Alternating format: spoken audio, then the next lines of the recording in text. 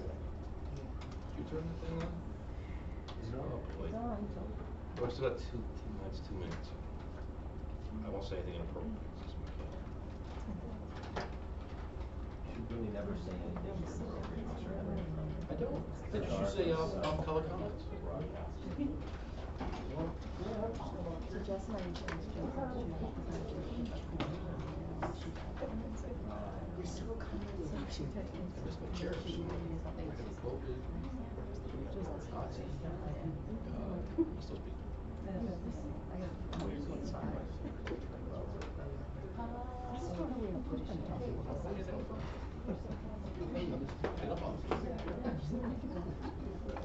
My work. That's exactly In my career.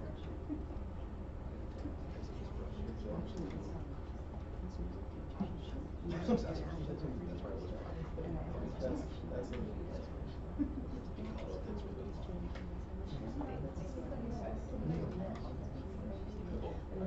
we tried one ones around they're on methadone. We're the only ones actually have OTP clinic inside OTP. So hope their females are not gonna keep because the other jails actually bring them to the street. And then obviously 10 when they come in, sometimes they have to keep for a few days.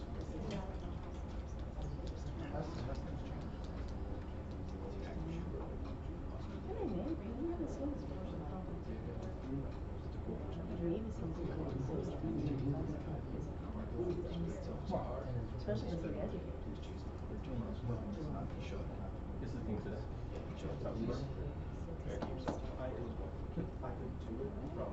Did they resolve it? I don't know. All right, 6 o'clock, I'm going to call this meeting to order. We all please rise for the pledge. Allegiance to the flag of the United States of America and to the republic for which it stands, one nation, under God, indivisible, with liberty and justice for all. The roll call, starting with Eunice. Landry. Randy Pelletier. Eliza Troy. Jason Henry. Iowa Atkins. Heidi Dupert. Tim Broderick? Tara Rockville. Matt Juzokis?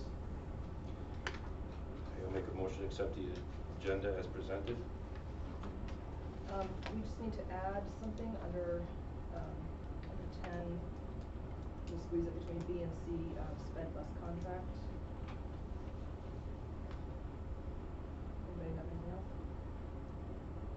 Second on the agenda. Second. All those in favor?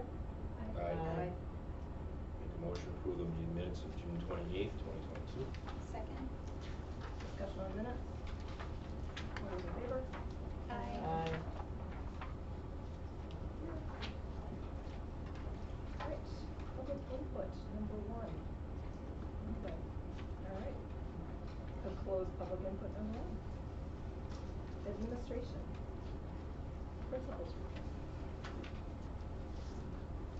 You were able to ship off that piano? It's in there? Great. Yes. So you had a chance to maybe review it? Yeah.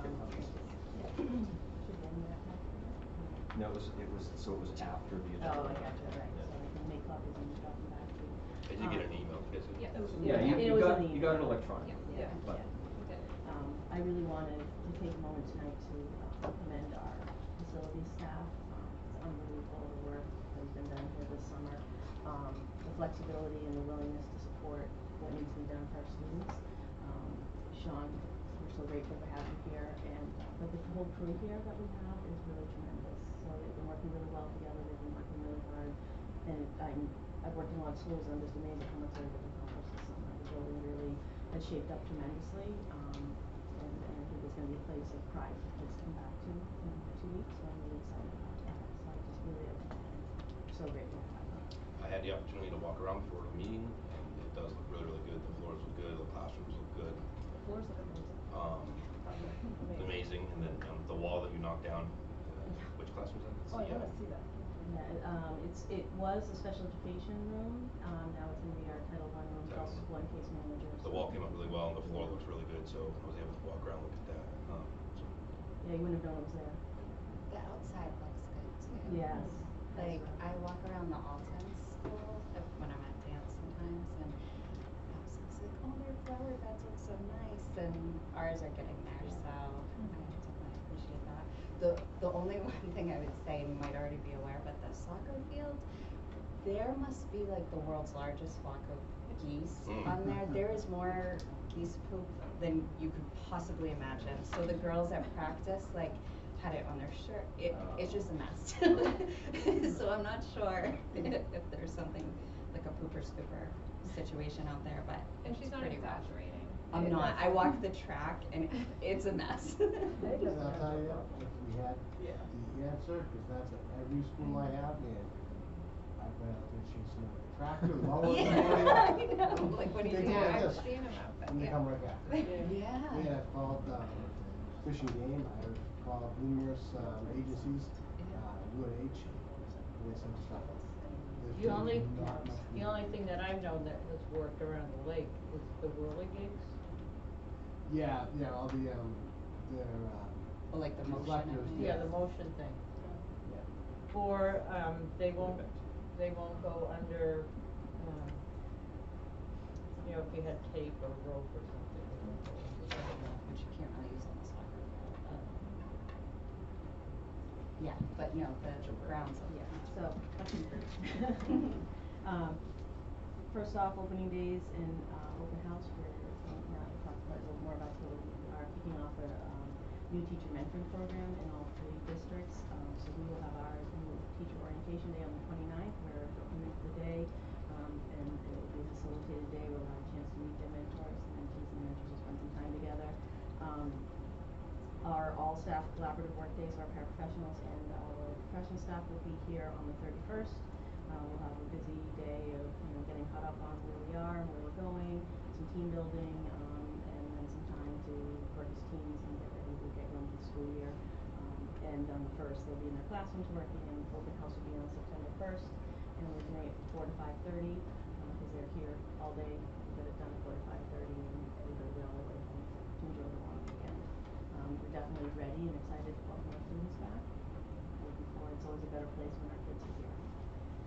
So we have done some work. I know that back in June when we met, we had plans of, you know, looking at what we need to do to have a better system in place that's supporting our students across the board and helping them make better decisions. There are a couple things that we are beginning to build and we'll continue to work on as we move forward. Pam McDonald, our Associate Special Ed Director, is taking the lead on the pyramid model, which on the email there is a link there that you can go to their site, tells you a little bit about it.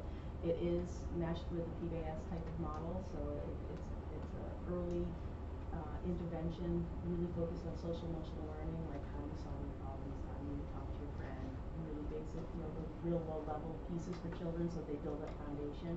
We're training our staff K-2 in that model, and so that will be an ongoing training. We've just had an introductory thus far, so as they are trained, they'll be implementing that in their classrooms, which then helps support our students 3rd through 8th grade being in a better place to make good decisions as they move forward. And we will then be going back to what they've had in the past here, a PBIS centered model of student support, and really focusing on the tiers of support, looking at what our whole school needs are and how does what we're expecting kids to do and how we're expecting them to behave, how does that relate back to our mission and our vision, and making sure students are focused on what they need to do to be good citizens. So through that process, you know, we'll have a universal team developed that will look at the whole school. We'll have a target team that will look at those more focused student behaviors and create behavior plans and that type of thing.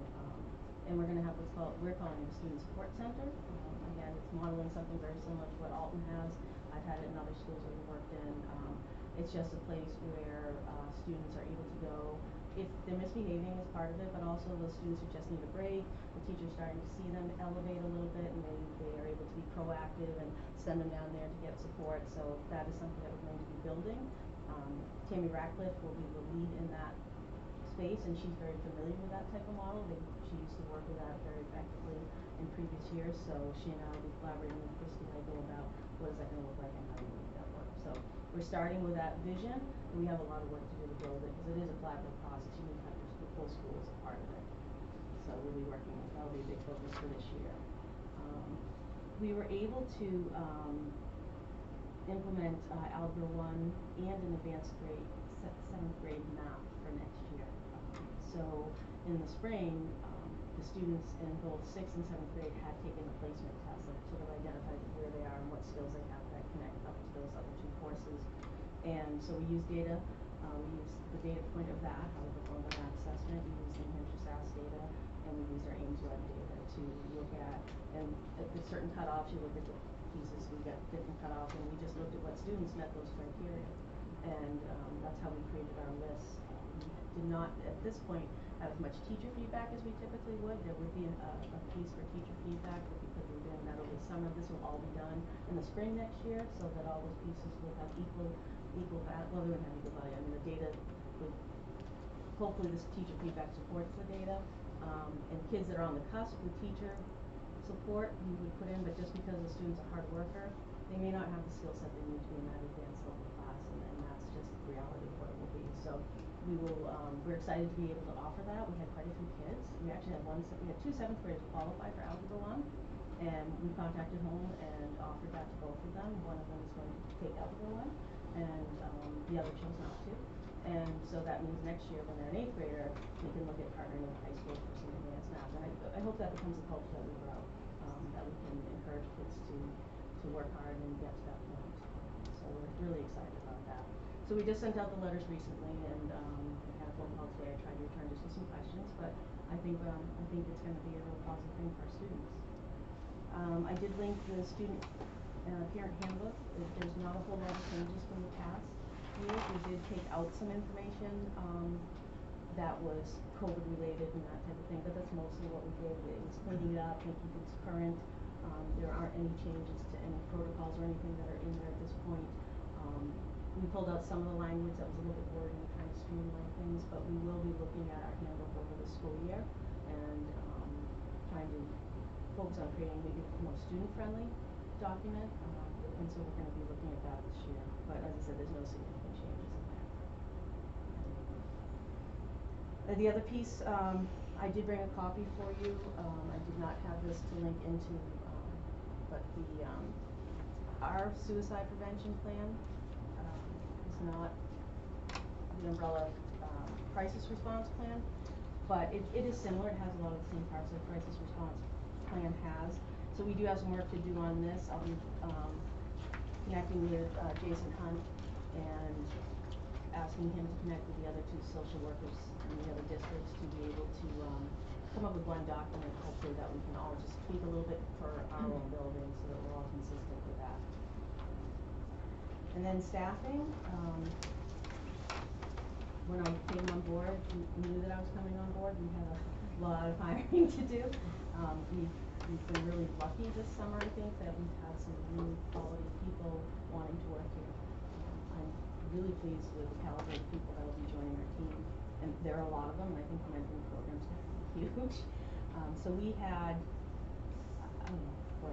10 that we have on board. We are still looking, well, I just brought on special educators, that's 11, and a 6/10 music teacher, so that's the 12. We're going to be working with some of the part-times. We'll teach 1 general music, and we'll be able to have band and chorus be a focus of that position so that we can cultivate that program and have it, partner with high school. That's really important for those kids to be ready to go to high school. I'll just point out for preparation of the next budget, this is not, we haven't gotten together and decided, oh, we only need a .6 no, we need music full-time. position. If we'd been able to find somebody full-time, we would have found somebody full-time. This is our last remaining teaching opening for this year. Unlike many, many schools in New Hampshire, as soon as we sign these contracts, we will be full. Not even sure how that happened. Yeah, so, no, it is, With there teachers, are some, yeah. with teachers. There are some, there are some grade levels that will not have general music. So, like, we do need that full-time position, but we're able to prioritize that band and chorus piece and move forward at least with that. And I think should be great. I think that's very important because the high school is outstanding with their program. So the more we can develop here. And in our conversations with Jay around this, obviously that is a priority for him, for us to have a solid program here, and we're still going to reach out and talk with him about partnering some to help support this person and bolster that program for for this coming year, and hopefully we'll be able to get a full-time person next year, and I think we will. I think it's just, we'll go through the beast this year. Let's see, the other piece was, long-term subs. It's a challenging one to fill. We're gonna have at least 2 that we know of, first grade starting off the year, and then third grade sometime in November. So those are still open that we need to fill. We did have the 2 reading interventionists that we were unable to fill, but we do have 1 really solid reading teacher on board, and so, kind of connects to the piece about the Title I program. We're gonna have to sit down, with Kira, and she and I are gonna, and teachers are gonna have to brainstorm what is the best way to use your services, and who are the kids that need it the most, so that we can try to move some of those children up to grade level. But I'm confident that we will be able to provide good services to those kids that need it. I just wish we had more support to provide it to more students who need it. We just won't be there. But I am confident that, she'll do a nice job with what she's working with. And then the other flip side of that, we do have, because we weren't able to staff the Title I supports, we do have now additional Title I money that Matt and I will meet about and talk about how we can utilize that to bolster other areas, that are eligible for that. So we haven't gotten to that yet, but we'll be having those conversations. Several meetings ago, we talked about full-day kindergarten. It's another word. Preschool. Sorry. Got it. Good job. That's it for me. Any questions? Will the student parent handbook, will that be on the website? It will be. Okay. I just had to wait till after tonight for final. Okay, that's good. A couple months ago, I got an email from a student, and she was, trying to go school shopping and wondering what our dress code was, and I looked online and didn't see the prior years there, so I'm just hoping on the website. I guess I That's not just your assumed it problem. was there, but it Yeah. will be there after tonight. Yeah, I just Yeah. told her to call the office. Yeah, absolutely. I don't know if she did. The one, just where you mentioned the website, the school list, like what you need. Supply list. Yeah, supply list. Some are missing, some are like Not everybody's turned them into us. outdate and Yeah, we don't have them from everyone. So our website is a real challenge for us right now with, the centralizing of our IT is wonderful. But there's not really anybody here right now that knows how to update the website effectively. So we're aware that it's a mess. Peter Osniecki has been in this week, and working on that, so we're trying to get it at least as current, like get that old information off and at least have the current information that we do have, get the bus routes up there, get the menus up there. We are also gonna be creating, we're already working on it, a very interactive newsletter that will be sent out through Messenger every Friday, and that's gonna have all that information that you go to the website to find. So we would link our handbook there, the menus will be there, different schedules, sporting things, so that may be the better tool that parents are gonna go to. And we've added community resources to that document as well, so that will probably cover a lot of these pieces, but IT, we've talked about this, they know that we need some support on this, and, we're gonna make the things that we need to be able to keep updated, have us have access to that, so we will get it all resolved, we just haven't been enough time yet, so. I wanted to just put a big sign on it that said under construction, like, I think, can you just shut it down, but, yeah. The website really is, so it turns out, unlike our other schools, this website cannot be edited by anybody at the school. We submit tickets to the company that maintains it, and they make all the changes, which is a little unwieldy. And if you think like I do, you wonder, I bet we're paying for that, which doesn't really seem like it should be necessary. So don't be shocked.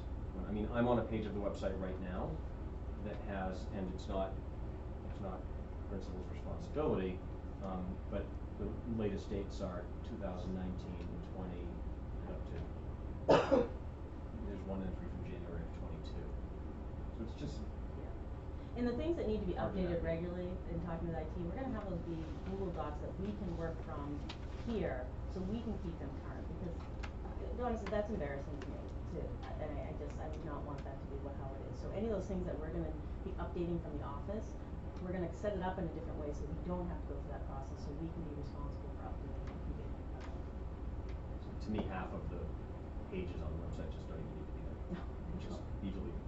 And we're gonna. I wonder how that actually came about. We it's relatively new from what I understood. It happened before I became superintendent here, but not long before, I don't think. Yeah, cause the site changed. The site did change. Right. Right, when it went to the My BES. Yeah. Yes. And there are other places around that have that My ... So it must be a company that other schools are using as well, because I've seen the My whatever. I'm used to being able to go in and having editing privileges, and not that I was great at it, but I knew how to do it, and the pages that I was responsible for, I could update, and I just don't have that access right now. It could be several weeks before we're able to get our arms around this website.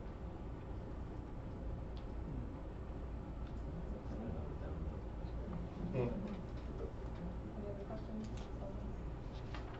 Okay, moving on to informational items, and we have a badge report in a slide presentation. Did you have anything to add to that, Topher? Not really. As far as BAS goes, biggest thing right now is that we are currently at capacity for BAS. Capacity is based upon the number of staff that we have for the entire length of the program, from 2:30 to 6. We have 45 spots. We have 48 students registered. I'm saving 2 extra spots and going 5 over just because I know that there is the need, and we're going to have those last minute situations where students come back and we find out something and someone needs that care desperately. So it's good practice to always at least have 1 or 2 slots open. We are actively trying to hire, ideally 2. We need at least 1 skills development leader or group leader. Those are those staff who work from 2 to 6 each afternoon. They're the lifeblood of the program. They're the ones who implement the enrichments. They're the ones who give the kids the snacks each day, do the supervision and discipline while they're in the rooms. It's tough to find them right now. Not that anyone is shocked that it's hard to hire new employees, but especially with anything with these hours where it's 4 hours a day, afternoons, it can be tricky. So it's really tough to find the right candidates. But we're working on it. As far as Baz, it's all looking pretty good. Helen's back from her wedding and honeymoon. She's now Helen Cefalo. We've got to fix that at some point. But I know. I'm waiting for her to go through the DMV and everything first, and then I'll send her you guys. But she's already got some ideas for the school year. We're already working on some programming and some supply ordering, so everything's going well. For the enrichment program, it is over. It was good. I'm very that's my summary. Thank you. No, it was a phenomenal experience. I was really happy to see the reaction that it got from families and from students and from teachers. A lot of the teachers specifically mentioned that it was good to see the students in a different environment, have them interact in a way that's not in the classroom, sometimes literally not in the classroom. Getting to know different populations, different students could bond with each other over different enrichments, so they had shared interests with other kids who they didn't know. A lot of people had mentioned the collaboration between Alton and Barnstead as a positive, where they got to interact with brand new communities and brand new teachers and brand new people who they hadn't met before. Obviously, we couldn't have done any of this without the TL Score Scout Camp, especially the last 2 weeks of summer. We only had 1 enrichment held here, and all the other ones were held over at TL Score and were run either by their staff or by Alton staff. So that thing couldn't have happened without the participation of everybody involved. As far as numbers, we had an average of 127 students weekly. We had more during the first 2 weeks because we had more teachers working for those first 2 weeks. Not everybody's available all summer because they already had plans, vacations, yada, yada, yada. So the more students, we could have filled a lot more slots if we had more people working. There were a lot of students where, unfortunately, we couldn't give them all 4 weeks. We had to do 3 weeks or 2 weeks just because we didn't have the space. But that's kind of a good problem to have, is that the interest is so high. As far as the number of students, we served 202 students who came for at least 2 days. We did have a handful who came for one day and some who registered and didn't come at all, but we served over 200 students consistently. Overall, it was 1,524 enrichment days provided, which is a really cool big number to throw at people. We did a follow-up feedback survey for parents, for staff, and for students. Not a ton of feedback because everyone's sick with my emails at the end of the summer, but we did get some. We had a lot of positive feedback from parents about having somewhere for their kids to go that wasn't a basement, somewhere for them to go that wasn't a friend's house. Making sure that we could highlight safety was a thing that was indicated by a lot of parents. They especially appreciated the firearm safety course that TL SOAR had with their shooting range program. The students loved it that it wasn't school. The teachers loved that it wasn't school. They all loved that they got to still do it, and it was still a positive experience because the parents loved that it was school. Obviously, not everything was great. There's things that we need to work on. Biggest things that we need to work on are improving the communication, primarily getting it going earlier in the year, making sure that we can reach out to families. A lot of other summer programs start registering.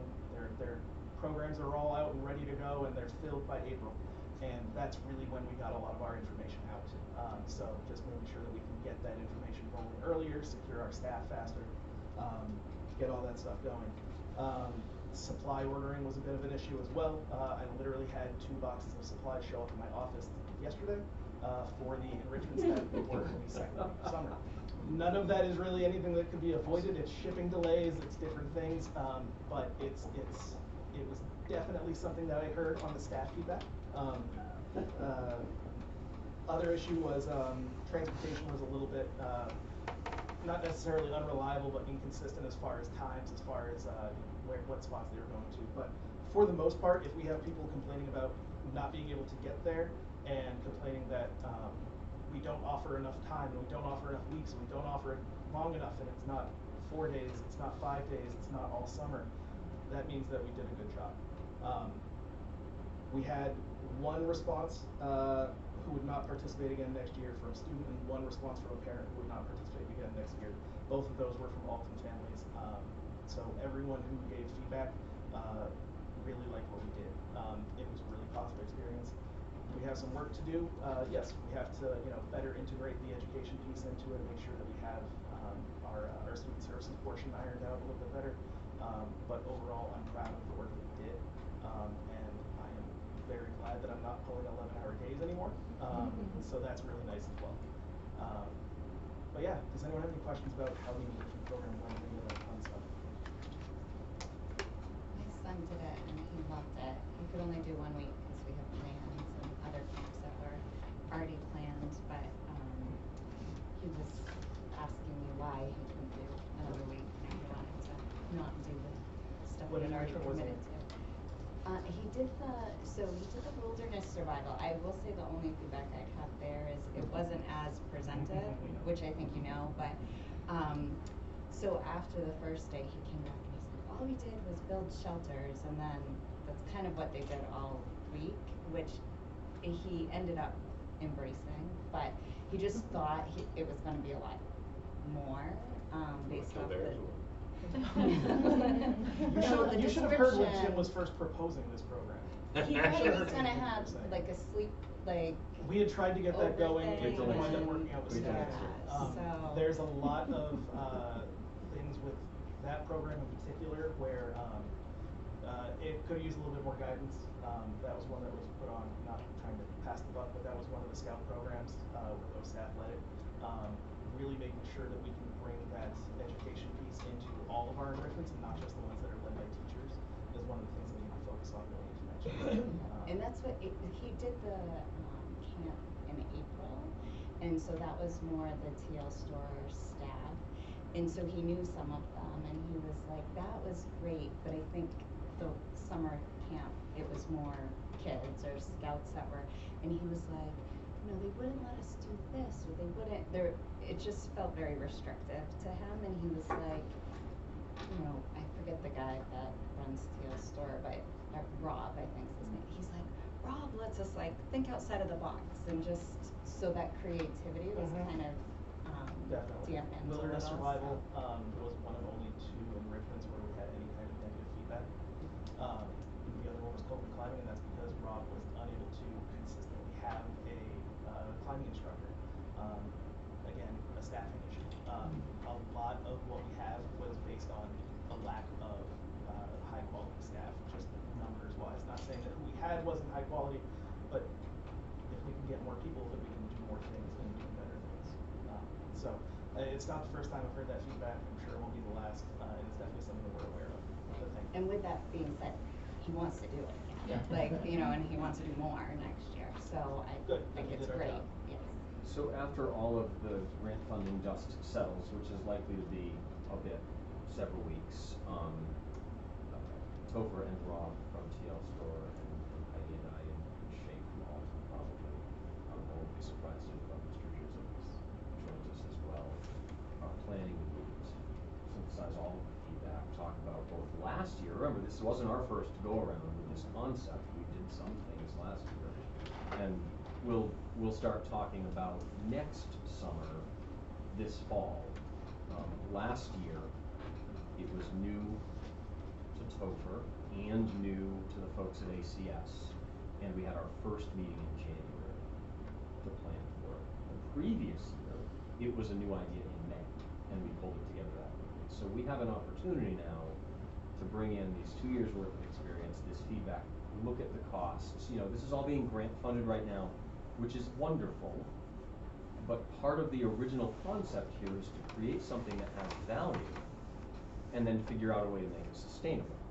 So just because we have grant funding for this for 2 more summers doesn't mean we should just spend without regard for what things cost and where the value is. So those are decisions we need to start making as we look at next summer. And then the only other thing, because you mentioned the summer before, my other 2 kids are not outdoorsy at all. So they were like, we're not going to an outdoor camp. Like, it didn't matter what the description was, like, we're not going. So I think having a balance, because the year before there was more like, you know, pottery or like cooking or some things that were just different, and didn't have bugs or outdoors. So I just think, you Again, know. part of that was, a lack of Barnstead staff wanting to run enrichments. The first 2 weeks we had 60 students here in the building, not counting preschool and kindergarten. The last week I think we had 11 students, because we only had 1 enrichment held here at the building. For the most part, our staff who wanted to work those first couple weeks because that's what fit into their schedule. So again, starting earlier, making sure that we can, you know, encourage people to dedicate as much time as they can, balancing out when people are available. It's the same idea of the more people we get, the better we can make it. I don't have any questions, so I just want to say thank you. It goes without saying, but I think sometimes we don't all sit back and reflect about what goes into these types of programs. So my son was able to participate last year, and I thought that was amazing. Gosh, getting my kid out of the house while I'm working, you know, even if it's just for a few hours, it worked great. And then it got to this level, and knowing how much work and time and energy that you, yourself, and your staff that were here, you know, thank them for stepping up and being there, because whether it was coming here in the morning from only 8 to 11, my kid was so happy to learn about mythology. And I know that I can probably speak for a lot of parents where they're doing something, and getting the feedback and how we reassess, and that's how we all learn and grow in our careers. So we'll do better next year. So thank you.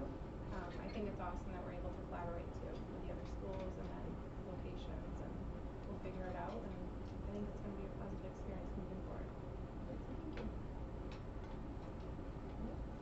Thank you, Joe. Buildings and grounds. Good, can I make a comment on that? Is that okay? Yep. Yep. Quickly. I'm Steve Boyer. Hi. I'm a parent. How are you? Good, how are you? Yes, good. With the enrichment programs that happen this summer, is the grant funding unique to the fact that it funnels through the school board rather than the town? can incorporate it within the town's recreation budget. I'm familiar with recreational activities like this happening through the town's system, opposed to the school system. I'm just trying to follow that. Well, I can tell you the recreation for the town is not strong. I used to be on it. In fact, they gave up, Parks and Rec gave up the soccer and basketball to other outside programs because it's not strong. So that's Parks and Rec wise, but the money wise was written through the school. So these are considered by the Federal Department of Education programs to address lost learning due to the coronavirus pandemic. So they're being grant funded by the federal ARP-ESSER grant granted through departments of education to school districts for the purposes of addressing lost learning due to the pandemic. I'm thinking long term, after we get through the 2-year hump, is it potentially something that we could bring to town meeting as successful as this year was, obviously, but, maybe that's something the town would entertain, is something to continue over their budget. I would approach the Parks and Rec department about that and see what their thoughts are. Because, it sounds like summer camp, so I understand where your thought process is going, but it's the replacement of lost learning. But if there's that much interest, we could also just bring it to the school district meeting and continue it through the school. Thank you. Thank you. Okay, John, do you have anything to add to your report? Reports included in the packets, and it's been a busy summer. We've been into a few little challenges, but we overcame them. I think the first exciting thing for me is that we are fully staffed. So everything will be done in-house, which, during the day, that's great, and everything we've already done full staff, but at nighttime we use a few more things where, proper building checks before we leave, to help accommodate an event at nighttime, whether it's, something that might be for basketball, we have staff that can help out with that now. These are a lot of hard things to ask from a contracting company to do, so that's pretty exciting for me. But building wise, we've done a lot of things. We've started painting the halls, and we'll be continuing to do the halls whenever we have the opportunity, whether it's for break, a holiday break for vacation or things along that lines. But we felt that would be a nice cutoff point for the school year. So when the kids start off, come in, see a fresh, clean building. And then the floors were another challenge. There was about 20 years of wax on those, and we were able to get it all the way off and wax them so they're nice and shiny. And they're actually about 4 or 5 feet later, so so that's exciting. We made some repairs throughout the building. One of the first things that I did was I had a company come through and we addressed door issues, exterior door issues that was a major concern for me. I had all the door closes adjusted so they're properly closing and latching, but I also had a lot of the handles removed on things. We have double doors for exteriors. One of the handles gets removed because in my time doing facilities, I have worked with Homeland Security and other things, and that's one of the features is they recommend is to remove the handle that's just the side of the door, so that way that door can't be reached from the outside and not be secured. So that was a good one. So now all our doors are in much better shape for our exterior. We have done some minor maintenance in some of the rooms. We removed a temporary wall that was up prior. We got our underground storage tank system to compliance with the inspections. So moving forward, they have to have monthly inspection, which we're able to do. All our emergency lights are now 100% working, and those will be tested monthly too. In the middle of the summer, Cara and I met with the captain of the fire department, and we wanted to address some of the things that were ongoing issues during our fire inspections that weren't getting rectified. So after meeting with him, and Cara and I both kind of just walking the buildings and noticing things. We made a lot of changes in classrooms and purged some stuff, and I think that this year we're going to see much improved report back from the fire department, and I think it's going to be a fantastic school year. I really appreciate the support from the school board and the SAU staff administration. Thank you. It looks So, good. yeah, the fire inspection is complete for. Nope, that's next week. Oh, next week. We had a meeting. That would be great. Okay. We had a meeting at the beginning of the summer to address previous years. I pulled some reports for a few years prior, and that was one of the things that I wanted to address was things that I can rectify for. It'll be the best fire inspection this school has had in a very, very long time. Were you able to get the tools that you need? I did, thank you very much. Those made a huge difference in just getting our summer things done and rectified. So it's kind of nice. I had a nice conversation. We're similar in philosophies on maintenance of buildings and stuff. Because people on his carts are going to have little bottles too, and as they go around their section of the building, there's a scrape on the wall and they can't get it off. Just a little touch-up paint. Do the same thing in the gym. So it's keeping those things looking pristine as you go along makes a huge difference. So he has a plan. When I talked to him next week, he said doing the gym floor, and you talked to the wax guy to get that correct. Correct. Yep. I spoke with the vendor that we use, and one of the things they do is they pretty much have most of the schools from Maine and New Hampshire, and I asked them if they were using what they recommend to clean it with.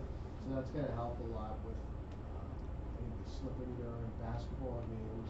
But I think a big problem we were having with that was cleanliness.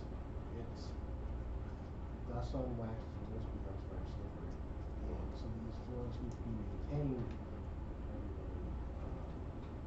Especially in the winter with salt, it's a nightmare. So those are all things that we're going to put into effect to help fix that problem.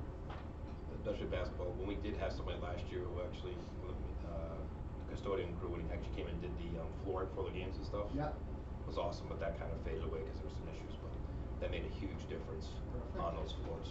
So it is a lot of it's just the dust and dirt. Yeah, and that's kind of feedback that I'm looking for too. Being new here, issues that we've had in the past, and what can we do to rectify them? So I love the input. For this year, most building improvements that we've talked about over time will either fall into a grant program, including a new one that I'm going to talk about this evening, or some other renovation possibility that we have in the works, or the ESSER funded renovation. We have a few things going on, right? There is one thing highlighted in Sean's report that you should be aware of, because you're going to hear us talking about it more in the next couple of months. When the sewer lines, septic lines were descaled, there is one line that looks like it still might be a problem. There's a really interesting technology that allows this flexible pipe liner to be pushed through, come out the other end, be cut off, and then create a sealed surface on the inside of the pipe. We will get a price for that, and then have to figure out, is that a capital item that we would need to look for a way to fund? Is it something that would fit into our operating budget? We have no idea right now. So that's one potentially capital item. It may be an operating maintenance item that you'll hear more about from us this year. Otherwise, Sean's either done it, is working on it, or it's rolled into one of these other projects that we already have in progress. Yeah, and just to touch upon what Tim was saying, after having the lines cleaned, inspected, and high pressure jetted, that was the only line that we could run into a little bit of an issue with. I'm happy to report that everything else, is in really good shape throughout the school, so, and this one has just had so much scale build up, rust and iron over the years, that there's just a lot of jagged edges, which catches everything as it goes through, the backups. He was able to get out literally chunks of iron and rust off of that, and so he did make that entryway, that pipe a lot clearer, but in the future, you know, there is still potential that things like that could happen because there is some burrs that you just can't get out, so, we're hoping that, that one area in this, between this B wing, we're hoping that, did take care of the issue, but maybe we'll have to look into, sleeve the pipe, the epoxy.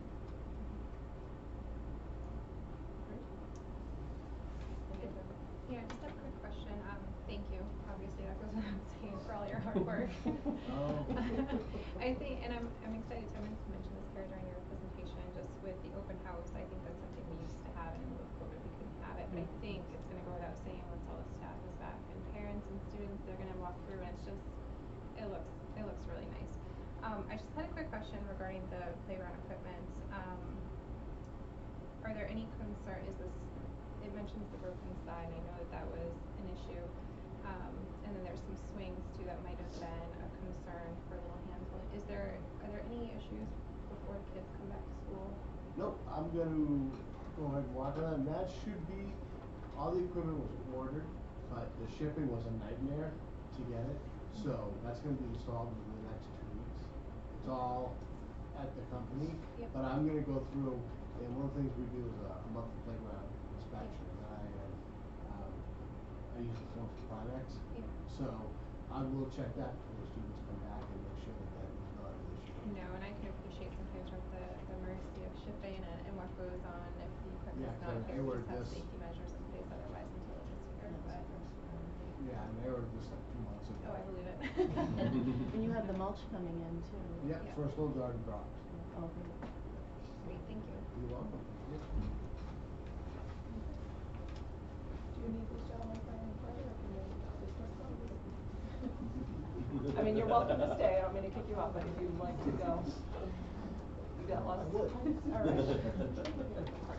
All right, have a good evening, thank you Yes, so much. all right, thank you. Can I see you? Good night. Yeah, thanks, guys. Is there information technology report, or are we skipping over that? Only in writing, I didn't. Okay. Okay. You met her. I have not met her yet, but I will. They met. Yes. Okay, good.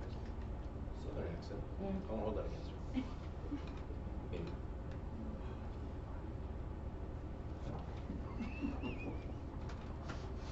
Okay.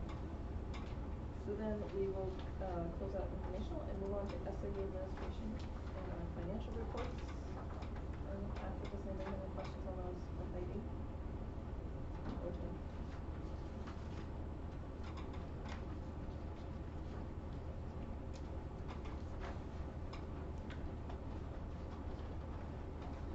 Yes? Alright.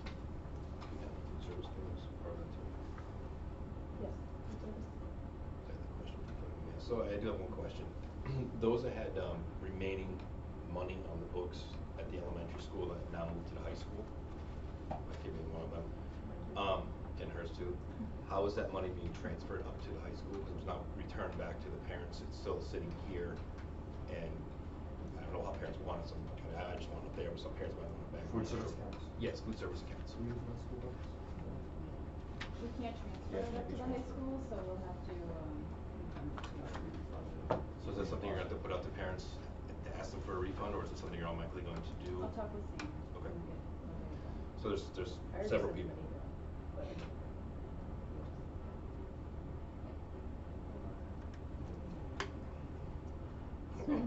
I also That's the couldn't wife. set up, I couldn't set up any students on the bus side of it. I'll have to call it there too. That's a good point. I'm guessing you guys are all over this, but for open house, people are gonna need information about things. We haven't paid for food in 2 years. And you've gotta have a student member to set them up. with Yeah. food and, yeah. Well, she just tried the high school and had some difficulties, so it might be something worth looking at for Jay and orientation coming up as well too. We'll talk about that. High school. So just so you're all aware, with multiple entities, there will never be a way for my school bucks to just move that money Yeah. Oh, from no, one of we're our saying- 8th grades to no, ours. Lila said she was trying to It set- will always be a stop and Yeah. stop and Yeah. stop. No, I tried to set up a new account at the high school and had a difficulty with it, so there's might be something there as well too that we need to take a look at. You can talk to them. And two, Jen, and then we've got our audit letter. Is that the thing I signed? Love it.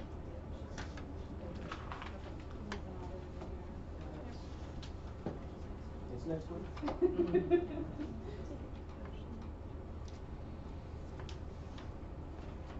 on that? Okay. B, curriculum data assessment. Welcome. Introducing Massasokas. This is your first time, I think, meeting that. Most of you. Most of you. Yeah, floor six. All right.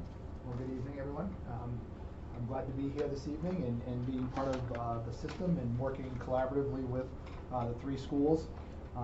As Kara mentioned earlier, we have developed a new teacher mentor program. I know in the past that they've had an informal program, and now we have one that's more formalized. I've been working with Mark Hamill here and a gentleman over at Alton Central School who are passionate about a new teacher mentoring program, so they will be acting as our mentor coordinators along with Prospect Mountain. So we have a program in place. We'll have our kickoff training on August 31st, 29th, from 1 to 3 with our mentors and our coordinator. That will be in the afternoon after they meet their mentees. And the program will be kicked off. There'll be training not only for that day, but throughout the school year. And the hope is gonna be that the school coordinators will then take that knowledge and that coaching practice and continuing to run that, so we don't need to utilize outside resources for that process. So really kind of build internally our structure and our ability to mentor our new teachers and new teachers to the program. Highlights of the program, more formalized in the past. There'll be monthly meetings on top of the weekly meetings that the teachers will have and the mentors. They'll be doing observations of one another and other faculty members, especially if there's some other strengths. Certainly we have a lot of great faculty members, and people can learn from what we have internally as well as externally. Our goal for the program is to retain 100% of all of our new teachers.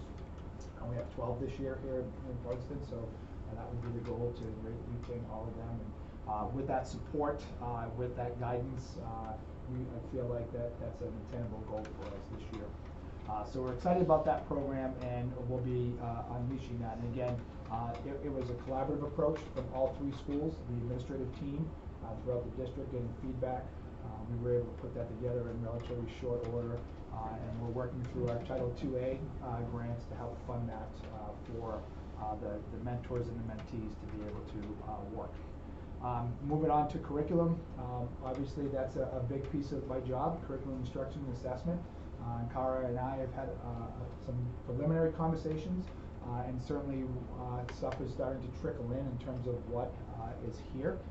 And over the next couple of months, we'll be working to figure out all of the different pieces that go along with that piece of it. But certainly as important of that written curriculum is going to be our instructional practices and our assessment strategies. I was able to sit down and meet with the leadership team here. And we started talking about the mission and really kind of looking at what is our purpose, and looking at 3 types of questions. Number 1, what are we building? What is important, and what's my role? And when we're able to look at that, each of those questions are aligned to our vision, our mission, and our core beliefs. And once we have those established and solid, all of the decision making that goes along with curriculum, instruction, and assessment will be aligned to those 3 areas.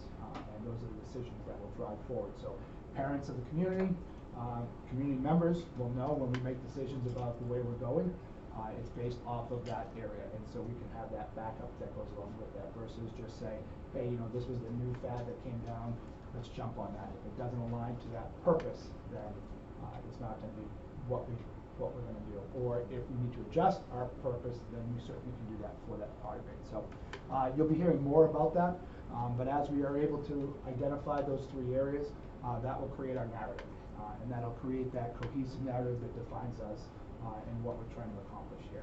Along those ways, we'll be working with ACS in collaboration with them, looking at what they have and looking at what we have, look at the strengths of the different programs.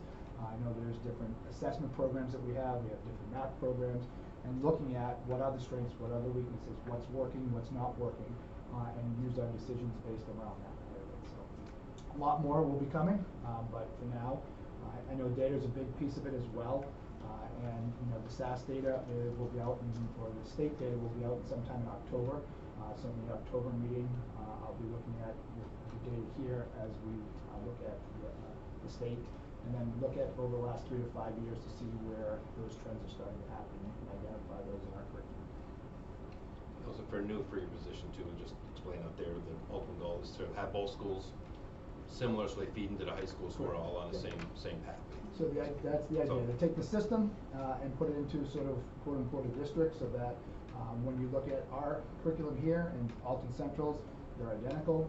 So if a first grader is being taught this, first grade is being taught that as well. So that's going to take some time to build that. We know that people have done a lot of work around that, and a lot of people have pride in that. And sometimes letting some of that stuff go is not easy to do, but I think over time, as we see that vision or that purpose align, I think we'll start to see things play out. So. And I bring it because sometimes the two elementary schools forget to talk about, they're all about us, but actually so turns to almost more of a district. So those that are watching out there in the room, it's not just the curriculum, it's sports, it's everything trying to align together to make it as one district as much as possible, and have our kids on a steady path. Terminology we're using right now is the system, and so eventually we'll start using it as a district. We'll see. Hopefully. System works. And again, the other part of that too is looking at 12 through K and really making sure that this is what Prospect Mountain is expecting as our graduates, and making sure that when we hit that transition year into 9th grade, again we're hitting our marks along the way and not falling short. So. Last thing I'll add now was, with the plans that all the school boards have done, looking at combining things, was where we were able to save some money for the districts. And one of the things that came out in some of this was overly again that we wanted that the towns all wanted a curriculum coordinator to be able to work with both towns into the high school. By doing the shared services that the two towns have agreed to, we were able to save money, put the position in, and still save some more money and give back to the taxpayers, giving what the taxpayers wanted to be able to move that path. So I think, just putting it back out there again, I think that the school boards of both towns have done a good job to try to really push behind this of making that as unified as possible. I think it's also an opportunity. You talked about what the high school expects when the kids get there, but I think it's what parents need to know, what they expect their kids to know when they go to high school. So it's multiple levels here. It's not just teachers, it's parents. I think that Matt talked about starting with mission and vision and values, and although that takes some time, and someone might feel like, but we need something, how quickly can we just have something? It is important to start there, and I think actually we are a great example of why this approach is valuable. My observation in this school over the last couple of years, trying to understand the history right from before we got here, is that there have been changes on top of changes at times that even you, the school board, might not have been aware of until after they took place. So starting at the very beginning, making sure that everybody in the school hears the same messages and understands and has a voice in, this is what we've decided we believe in. This is what we've decided is important for our students, and therefore the next thing and the next thing and the next thing are happening. Helps with that, helps avoid that situation where in January you get an email from a team or a principal saying, oh, by the way, as of Monday, we're doing something different, and you're going, how did that happen? I mean, that should really never happen in our schools. I mean, we plan what we do to pursue the goals that we have set. So I am 100% on board with Matt's approach and really relieved and pleased that we have to. So what I found really exciting as well is when we've met as a systems leadership team. I think now that we have a group of people that want to collaborate, and just talking to Jay at the high school a little bit, like his freshman team, I was wow. I said, you have a freshman team, awesome. You know, it's a model that's really great, and I want to have my 7th and 8th grade teachers like learn about this and partner with those folks that our teachers here, 6 to 8, 7 and 8, have a better sense of what the expectations, what life at the high school is like for our kids, and have those conversations. And so I'm not sure if that was something that was discussed in the past or not. I'm here now, and so even the small things like that coming from these collaborative conversations are things that are going to help grow that continuity of in instruction and curriculum to get them to where they need to be. So it'll take time, but there'll be some great things coming. So I feel like for the last several years we've had the Barnstead board and the Alton board have really come a long way and have had a really great relationship with each other. And I think that the way at Prospect we were able to come together and form the shared services and have kind of like a bigger vision and bring Tim in and have him in trenches. So this feels like, you know, now with Matt and new leadership across the board, it feels like a new beginning and a new path that we've needed to be on for a long time. I don't know, it just feels like a different place, just like looking at it and just the people, it just feels new and like we're headed in the right direction. This is our campaign speech for the spring, because you know, Right. so this is, obviously, you know, the vote's right here. I just remember before the school was even open, when we were agreed to do it, planning, there was discussion then, well, what about the SAU? Right. We haven't even talked about the SAU, so we've been a long time getting to where we are now. Yeah. But it did take the two boards working together Yeah. to agree. It did, and I hope that the staff is having some open minds and This is also why we've been doing a lot more with the kids back and forth from schools. It's Yeah. been sports, Yeah, it's blending been them as well. blending in the summer program and everything else, because for the longest time they were just you just show up at the high school and, you know, these two towns were doing a lot more together. And even the high school too, those coaches are pulling kids in from both towns and working with them, and teachers had projects over the summer they were doing and kids were allowed to go, so it's just Yeah, I it's would really good. say wrestling has been a good example of that too.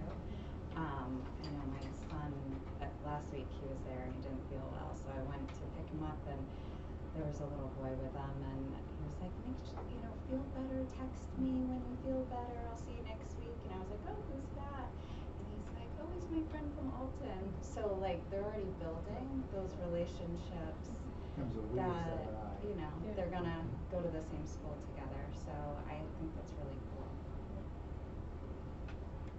Any other questions, comments from that? I just had a quick question. Obviously the curriculum has been an area of opportunity that we're really excited to hear these updates, so thank you for that. Will we have the pleasure of getting updates from you monthly? Yeah. Yep. That's the goal. All right. Three meetings to do every month.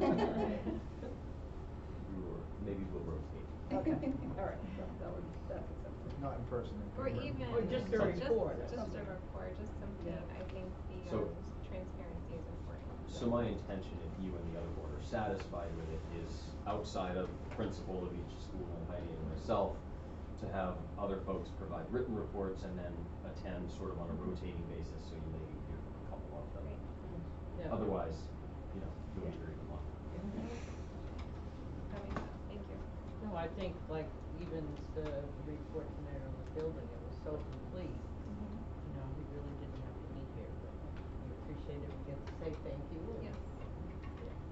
So to me tonight, that was the key. Topher and Sean have both just accomplished some pretty significant positive things this summer, so I felt like it was a good night for them to be able to come here and be thanked directly by you.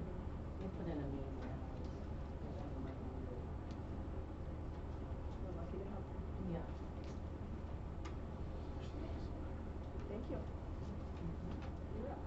Okay, 4 pages, 7 or 8 items, but I don't have to read to you.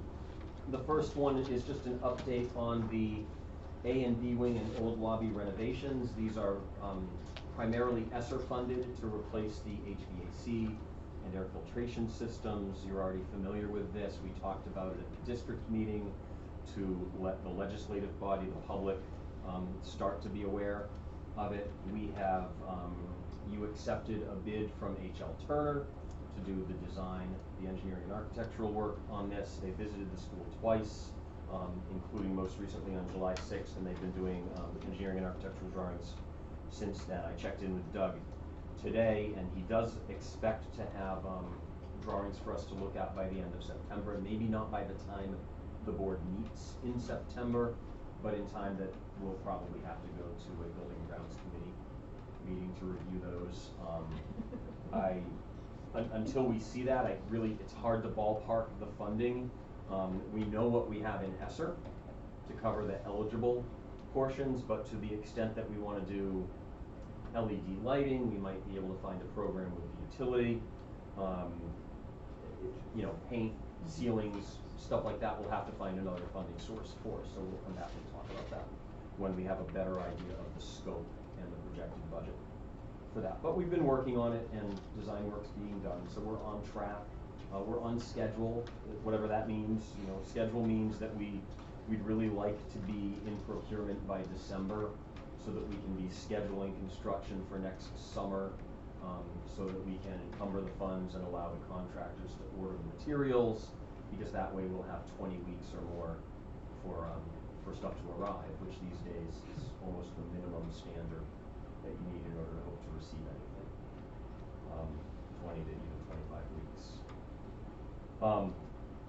The next one is also about the building, and there are additional handouts in the room on the chair over there and in front of all of you. Underneath your board packet and my report, you see something from an artist in residence. So we heard that some folks on the board were concerned that when we cleaned up and painted the building, it might be too clean or too white. Although it looks kind of nice, doesn't it? However, principal and I have met with a wall artist, a mural artist, whose promotional materials you see in front of you. He happens to reside in the area. He's from here. He did a project last summer as part of summer enrichment at Alton Central School. One of the examples in the packet that he uses to promote his work is the wall that he did at Alton Central. And then the large sheet is a mood board that he did with some notes on it from when Cara and I most recently met with him. From here, our intention would be for him to create 3 design ideas and then to bring those to the faculty, staff, and students in the school to get input, and probably to you too. And then sometime after October, have him come in as our artist in residence for the year, and probably work with an advanced art elective that doesn't currently exist or something like that with middle school students who are really interested in this kind of thing to actually start doing work on the walls. Is this one on? That is. So we have talked to him about a limited muted color palette.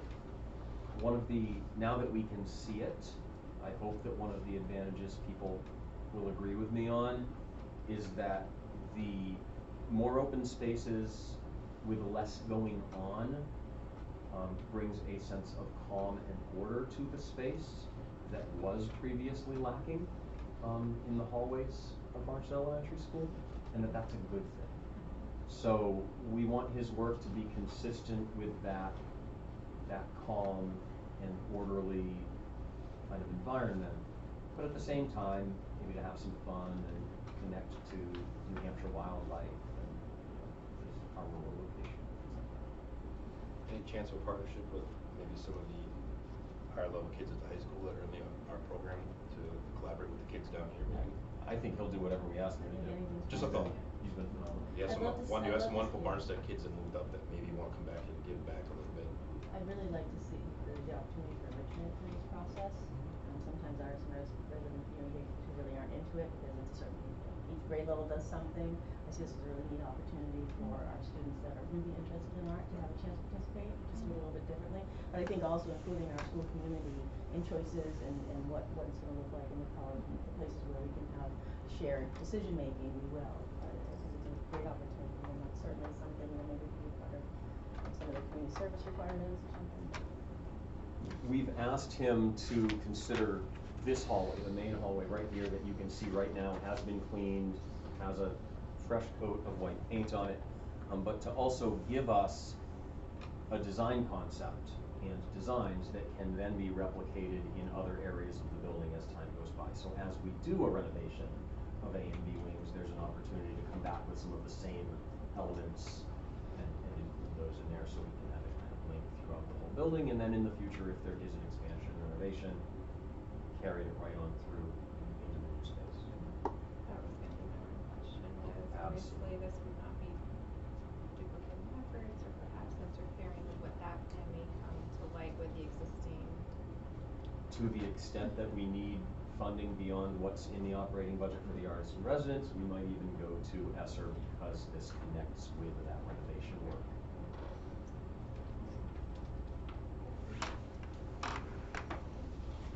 Still talking about the building, there is yet another new grant opportunity for us. It is a school security grant being duly administered by the Department of Education and the Department of Homeland Security and Emergency Management. They have two buckets of money, a $3 million bucket and a $10 million bucket. One is federally sourced and the other is state sourced, but they're being administered together through the same grant application program. Every school in the state is allowed to request as many individual security projects as we like, up to a total of $100,000 per school. So Sean has helped, and we are just about finished preparing two grant proposals for this school. One that will replace the electronic key fob access system, which is was manufactured by a company called Keri, K-E-R-I, and installed in 2008. It's a little outdated at this point. Currently, the new systems are generally cloud-based. You can actually download an app, of course, right, and get your credential to unlock a door of the school through that app, and then use Bluetooth to unlock the door. So, if you were running a pickup basketball thing on Sunday nights in the gymatorium, it would just be a matter of, by 5 minutes before you arrive, making sure that your credential was set up in the software, and you'd be able to just carry your phone to the door and get it. You can track everybody's in and out. We also can track everybody who comes in and out, and when you install these new systems these days, they also connect to new video surveillance systems, so we get still photography stored every time a door is unlocked. We know who did it, we have a photo.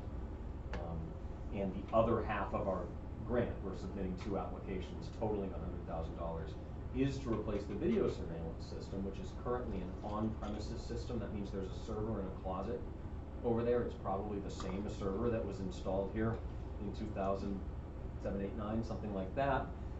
It's definitely time. You look at those video images and it's hard to even tell who the person is sometimes, which sort of defeats the purpose of surveillance in some cases. And there are also, without being too specific, gaps in coverage. So we could remedy all of that and hopefully install both systems so that they integrate together for this total cost. The grant has to be submitted by this Friday. It will be, and then we have to get it. So that remains to be seen. They say it's a competitive grant, but I've kind of done the math and estimated how many schools are likely to apply, and it doesn't seem like it should be too competitive. We'll see. But our applications will be in. When you talk about the video system, you're talking about replacing the server? Yeah, so the server, the cameras, everything. Everything new. The cameras aren't that old, though. The technology's changed, like I'm upgrading here now too, the cameras, I mean, I don't know if they're IP or even, They're wired. Wire. Yeah. The the fish camera lenses, there's so much better technology for facial recognition and everything else that's actually very cheap. Mrs. Linda, if there's something there that our vendor looks at and says, this is relatively new and we can keep using it, we definitely would. I thought some of the installation had been fairly recent, so. Yeah, we don't know. Sorry. Sorry. Okay. They'll know when they come and look at it anyways. Yeah, they'll know when, so design is included in the grant, so it's a design build, so the vendor would come and use the design as well. I've only been on board for 5 years, but I don't remember anything here. I remember Prospect getting some new stuff, Yeah, they had no video system at the high school, along with the. but I don't remember, it could have been pre my time, but. The other security stuff for firearm went off too, like the new camera Yes. system at the high school.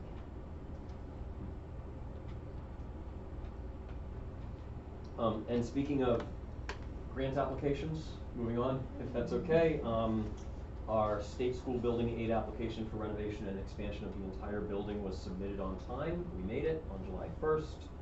It was reviewed and we were informed that the application was complete and accepted. The next step is that 3 folks from the department come to visit us this September 9th, a Friday, coming up in just a few weeks. They'll be here at 9 o'clock in the morning. Heidi and I will attend. Kate Crary, who chairs our Space Needs Committee, will come. Doug Proctor will be here. He's doing our design work. If one of you cares to join us, you did, looking at you, you did last time that Amy and her folks visited, but I think it's up to you. We have a very specific agenda for this visit. They review our, one of the documents we submitted is our assessment of the existing conditions. So they come here that day for the purposes of looking at the building, reviewing our assessment, and essentially this is the day when points are assigned in each category in which we can accrue points, which are important because those points ultimately are an important factor in the state developing a rank ordered list of all projects that have been proposed by different schools around the state. You just did too much. So They're not, but they're not, It- they're not for pen on the structural. wall. it crossed our minds. No, But- she actually said, Yeah. that was a big takeaway I thought of the meeting was, she said sometimes people will think like, oh, like show us a rundown school and that will give you points, and she said that actually takes away because they wanna know that the school's well cared for, cause if they're gonna invest money, they wanna make sure it's a good investment. So doing things like cleaning the floors and like, just having a clean environment is actually a win. That won't, Decluttering. yeah, that won't harm you. And the fact that they did just visit informally before we submitted our application means that they saw this building 4 months ago. They'll see what we spent the summer doing, and I agree, I think this helps. I think that what they really wanna know is that there's enough local investment, right, a school board, taxpayers, but also an administrative system that's capable of taking care of or being decent stewards of the state's money. So I think that we're in a good spot. I can't comment, right, but it doesn't sound like we're really. We can do it either way. And that's where we are with that process. The Space Needs Committee will continue to meet. I've been communicating with Kate, we'll figure that out. But beyond that, you may not hear much about the state's process until we see what its preliminary rank list looks like probably in December. Do we have any idea how many applications there were this year? I haven't asked yet. That's a good question. Not sure I wanna know. We'll find out. We'll know soon. I wanna know, but I don't. Yeah, let's see. And do Um, they re-rank like all the ones that they still have on file? We'll talk to Demi on that. I'm just- Yeah. Like, Oh, would it be so enough to- so every application is new. Okay. So this is a 2-year process. So applications that were submitted for the last biennial process are not brought forward Okay. into the current process. This is my understanding. If I'm wrong, somebody will let me know, but I'm pretty sure of this. in order for a school to be considered now, they had to apply again. That's good. Yeah, not saying he agrees, so Yeah. that's 99%. And if you are available, you could attend. I mean, I thought it was, I know Amy, but I thought it was like beneficial hearing kind of what she told us for information. I could, but I don't want to do too Okay. We'll use this room. We are practiced, but we use this room, right? One I've got. So Mrs. Landry asked about preschool earlier in tonight's meeting, and it's here in my report.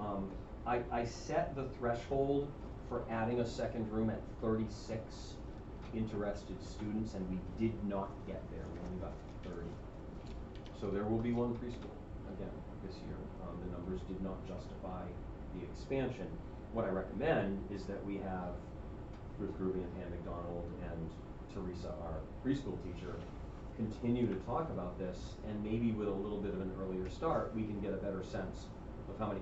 It's not possible, maybe this is only my opinion right now, but I don't think it's possible that with a pre-K through 8th grade enrollment of 500 students, we only have that number of eligible preschool students residing in the town. I think that it's possible that people have known for so long that, oh, my child won't get in, and then they've made other arrangements, and by the time we were talking about this last spring, maybe it was too late.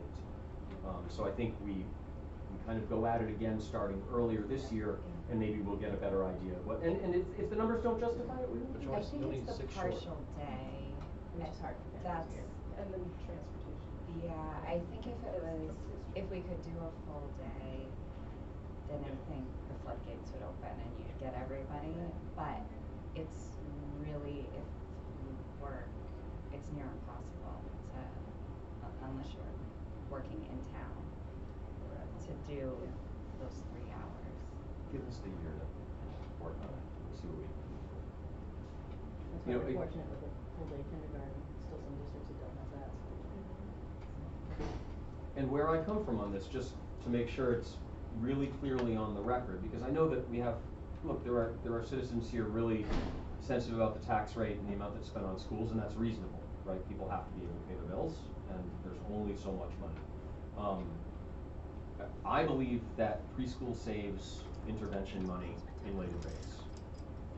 And I would hope that we're able to actually demonstrate that to you using data at some point. We have a long way to go. But I believe that is the case, and I know that there's some research that suggests that that's the truth as well.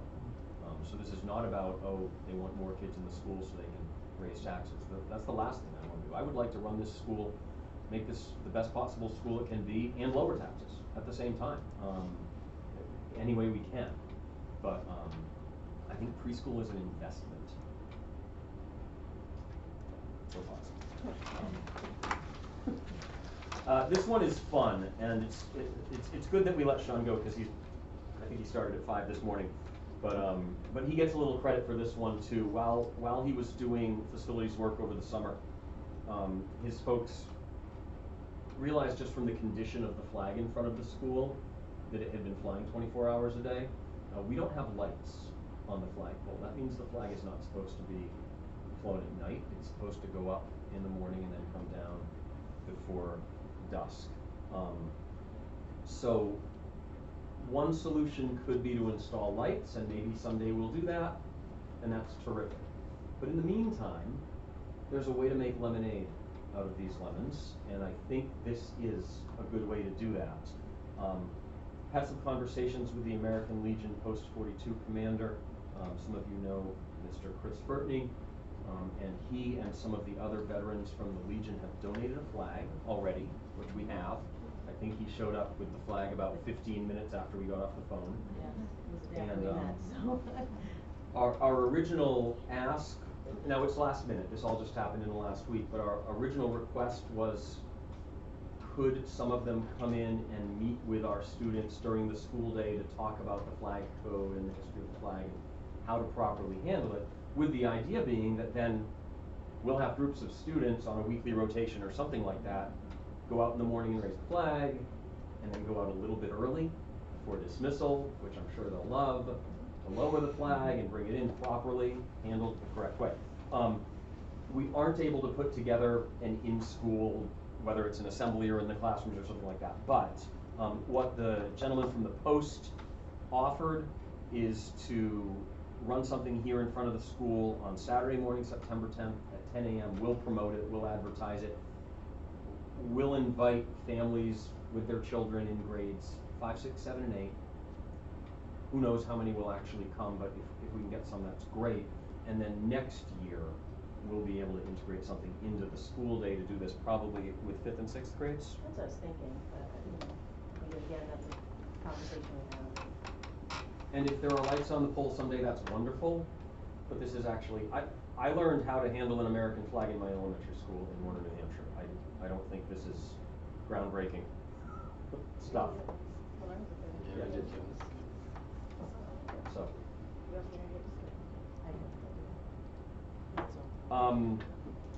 Fifth on my report, the folks from the town visited the school on July 20th, and I sent an email to administrators in IT and facilities, principal, about what we need to do to be ready for them for their elections, both on September 13th and November 8th. We should have no problems. They'll move in the evening before. We'll just have that room clear so they have access to it by 6 o'clock. That won't conflict with BAS. I don't think we have any issues. So just a reminder for the community, and Carl will send out school messengers and alerts and notifications. Students will not be coming to school on those 2 days. So we'll do the best we can to over communicate that, and then somebody will send it to school anyway, but that's for all students. Are they asking for, coordination with the, kitchen? Cause I know when it's at the town hall, they brought in food and served the workers. So we've told them that they can have access to the kitchen so that they have sinks available. They say they don't need any staffing. They don't plan to plug in crock pots or anything like that. We asked these questions, and they said they just need clean surfaces and a place to put the pizzas or whatever, salads and things that they bring in, and access to the room. We're going to put a table and some chairs behind the curtain on the stage so that they can use that area to actually go take breaks and eat something. And then we'll probably end up with a custodial employee here a little later than usual, although now, Sean told you, we're fully staffed now, so we actually have a second shift with 2 people on it. So depending on when they get out on those 2 days, we may or may not even have to extend those hours, but we'll have somebody here to clean up.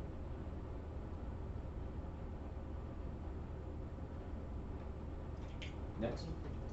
We have an SRO candidate, not here tonight because I meet him tomorrow. So the chief has interviewed an applicant, a mid-career applicant with, I understand, about 10 years as a full-time school resource officer in another school, but somebody who's doing this in the middle of his career. Sometimes in SRO, I've seen SROs who are young just starting out, I've seen SROs who are retired. So this is a mid-career police officer interested in serving as an SRO, and in the community where he currently works, they discontinued their SRO program during COVID to limit the number of people going into their school, and made him a detective or a patrol officer or something like that, and he prefers to be an SRO. So what the chief is talking to him about, and when I meet him tomorrow, and I'm sure I'll hear about more, is having him come to Barnstead potentially as a full-time police officer, and then spend the 3 days a week that are budgeted for him to be here as our school resource officer. So if this candidate looks good, I could certainly arrange for 1 or more of you to meet ahead of time. I would bring him to your next meeting at a minimum, but that would of course be after. So this is 32 hours, but is it 24? You said 3 days. Did I say, no, 32, it's 4 days, sorry. Oh, 4 days. Where did we settle? We were back. I think it's cool. I think it's 4, 32 is correct. 32 hours is correct. 3 But they're only days gonna bill wrong. us for I don't do math time in my they're head. actually here. And this is very important, and the chief totally understands that this is where we're coming from. And the principal understands that we will keep track of when the SRO is here. I mean, I don't know that we'll do it down to the minute, but probably to the half day. And we will, probably, one of us will sign off on those invoices before we go to the business office. I know you're meeting tomorrow, but do you know, with his 10 years experience, was it understanding is that he's got 10 years as an SRO, which is pretty exciting. And I'll know a lot more tomorrow. No, I know. Thank you. Evening, we meet at 5.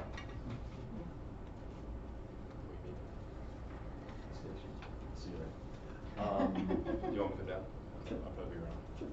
So, I want to come back to this because we've talked about it in public and I've communicated with the public and with our staff about making sure they have an opportunity to be heard by the board on this topic. We're here again in an open meeting after inviting public input multiple times in multiple different ways to talk about school security and crisis response planning. So again, there's stuff on the printed report that you already know about what we've already done. Since we last met, I had a meeting with a gentleman named Ernie Petrin. He is the School Crisis Response Coordinator for the New Hampshire Department of Homeland Security and Emergency Management. And he was looking for a multi-site school system. I used the word.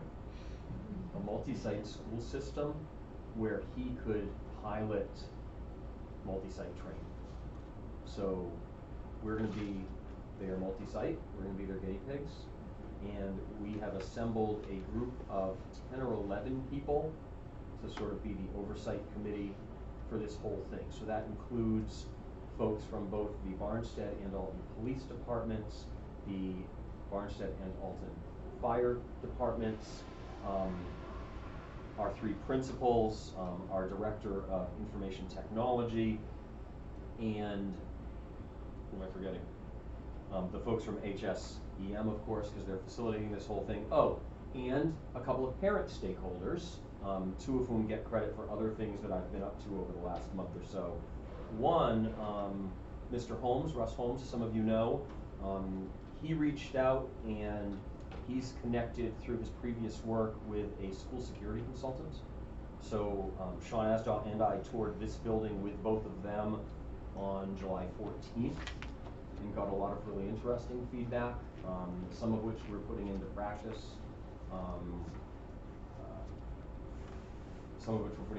to make the building more secure. And Mr. Holmes, at our invitation, is going to participate on this planning committee. And the other one, of course, is Mr. Landrollet, whose Crace, I don't know if that's how he pronounces it, Crace, training I attended last week over in Northwood, which I did because it was a preview for me of the training we'll probably be using in these schools with our staff. So this is a change that's coming.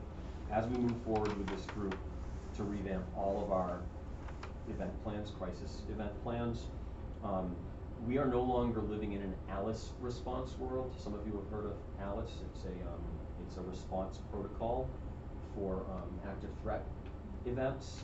It was built almost exclusively around the concept of shootings inside a school with an emphasis of first hiding in corners.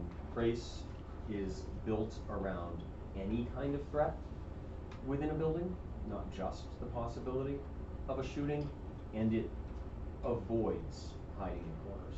It emphasizes movement and escape. So it's a little bit of a different attitude. It does overlap a lot. A lot of the things that are included in CRACE are the same as the things that are included in ALICE. But there is a difference in attitude between the two. I wanted to attend the training because my experience with some of the ALICE training I've done in the past is that it's been, frankly, a little traumatic for some of our staff before you even think about students. And at least the first hour-long training is extremely accessible. So this group is planning to meet, as of right now, I think we're meeting on September 14th, that's a Wednesday. Our EOPs, Emergency Operation Plans for public schools in New Hampshire, are due to HSEM by October 15th. So we'll have that done. By that time, you'll see it at your next meeting for your approval. School boards are required to approve school EOPs in New Hampshire. And it's going to talk about CRACE and the implementation of that program, those protocols, and the associated training. Having not met with the group yet, I'm going to guess over at least the next 18 months.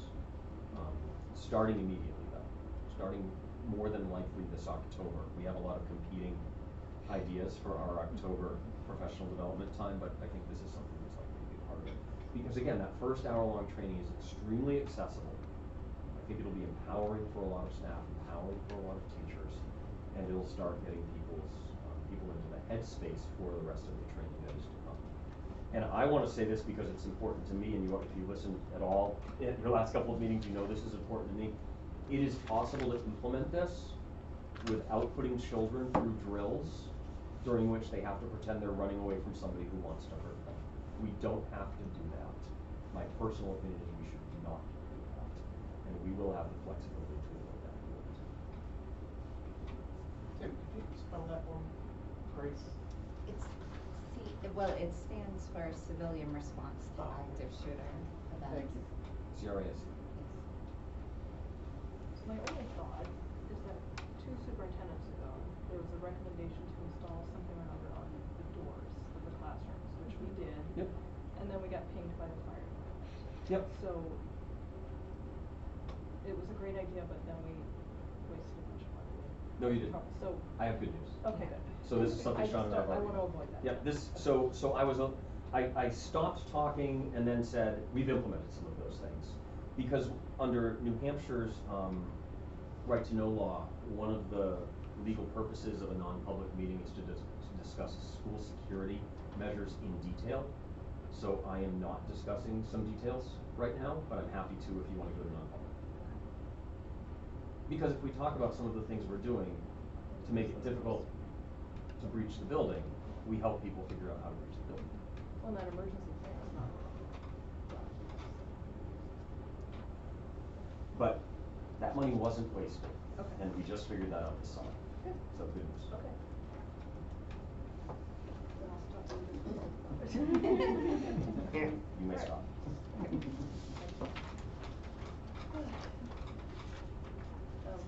Anything on any of that for Tim?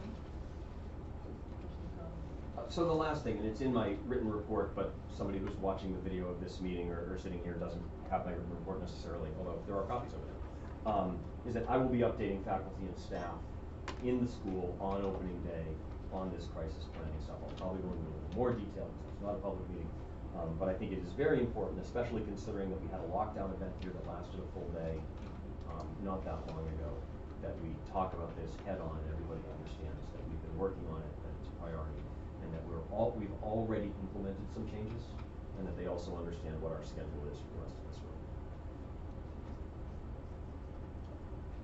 And just a quick question,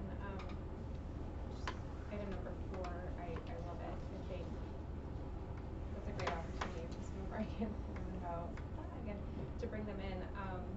You mentioned information will be sent out to parents grades 5 through 8 just to, do you know when that information might go? I don't know if it's just, I feel like September. As soon as I create it and send it to the principal, Okay. she can send it to families. And I It's don't on my mean- list for Wednesday through Friday I of know this you're week. so busy. No, it's good. I would It's just what we're doing encourage you right to get it now. out as soon as you It's- can, so parents Yep. that might have kids that are interested, they can put it in their calendars, because I know there's some other events going on in town that date. Doesn't necessarily. I think this one happens earlier than It's some of the earlier, other. but, yeah. Just selfishly put that out there, and then the election day where that's new, right, where we don't have school on election day, can we, make that really bright and colorful and loud on maybe open house? And I know it's in our calendars, but Nope, you're right. No, it is new. there's a Yeah. lot of Yeah. information, nope, I think it's it's overwhelming for absolutely- a lot of parents. Yep. Someone will still be dropped off. Yeah. It's okay. I know you're on it, I just. It happens every year during February vacation, somebody goes to school. It's a busy time of year for all, where that's just a significant change, and the first Yeah. will be September 13th. It's right around the Anything we corner. can do is make sure everyone Yeah. sees it in some form, one way or another.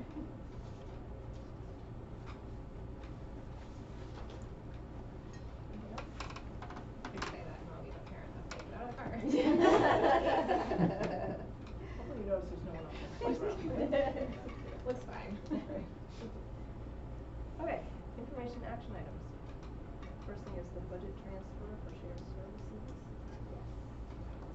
So I would like your approval to move money,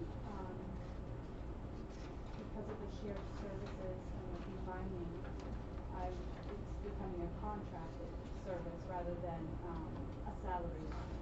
So I'm asking to move the salary and benefit lines into a contracted share line in each of the, areas. The principal's office had the special ed director salary in there. So what I'm asking is to move that out of the principal's office into the 1,200 contracted shared service line.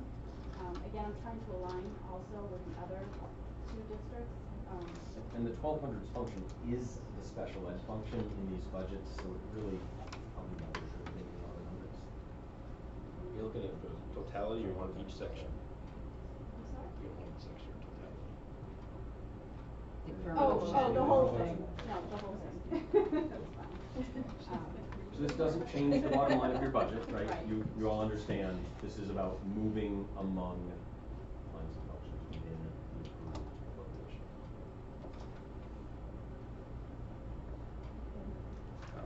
Sure.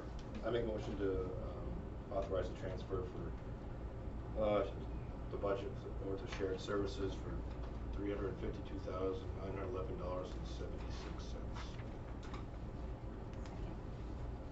Discussion on that? All those in favor? Aye.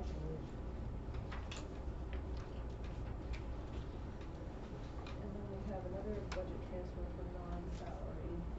These were all of the merit increases that you approved for non-CPA staff that I just need to disperse into the correct function.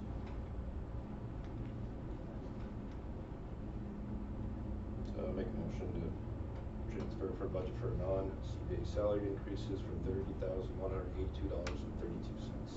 Second. Discussion? All those in favor? Aye. Opposed? Ms. Bedlesky? Yes, so I'm proposing that we extend our special ed transportation contract with H.A. Markson for another year. She did come in with a quote, $240 per day. That would include an estimate of 122 miles per day. That's up from 230 per day from this past year. If you calculate it, it's like $1.80 a mile. So that's my proposal. How much is the fee?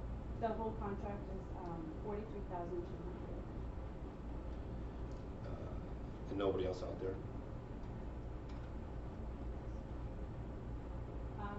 It's really tight. Transportation is really difficult. I know some other school districts, that's all they're doing is they're extending their bus contracts instead of going out to bid.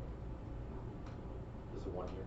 It's a 1 year. And I think in the past, when we have gone out to bid, I think Marston was the only one that. For this one, for the special ed. For the sped, yes. I make a motion to extend the Marston contract for 1 year for $43,200 for special ed transportation. Discussion? All those in favor? Aye.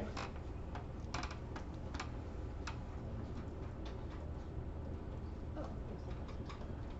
Make a motion to approve the student handbook. Second. Discussion? That way we can get on the website. Yeah. All those in favor? Aye. Aye. Policy. So you've seen this one before. This is a new policy required by a new law. You approved it for Russell Mountain High School about 3 weeks ago. It is required for middle schools and high schools. I'll make a motion for JLCJA, emergency plan for sports-related injuries and additional protocols for athletic participation for final reading adoption. Second. Discussion? All those in favor? Aye. All right, that brings us up to personnel report.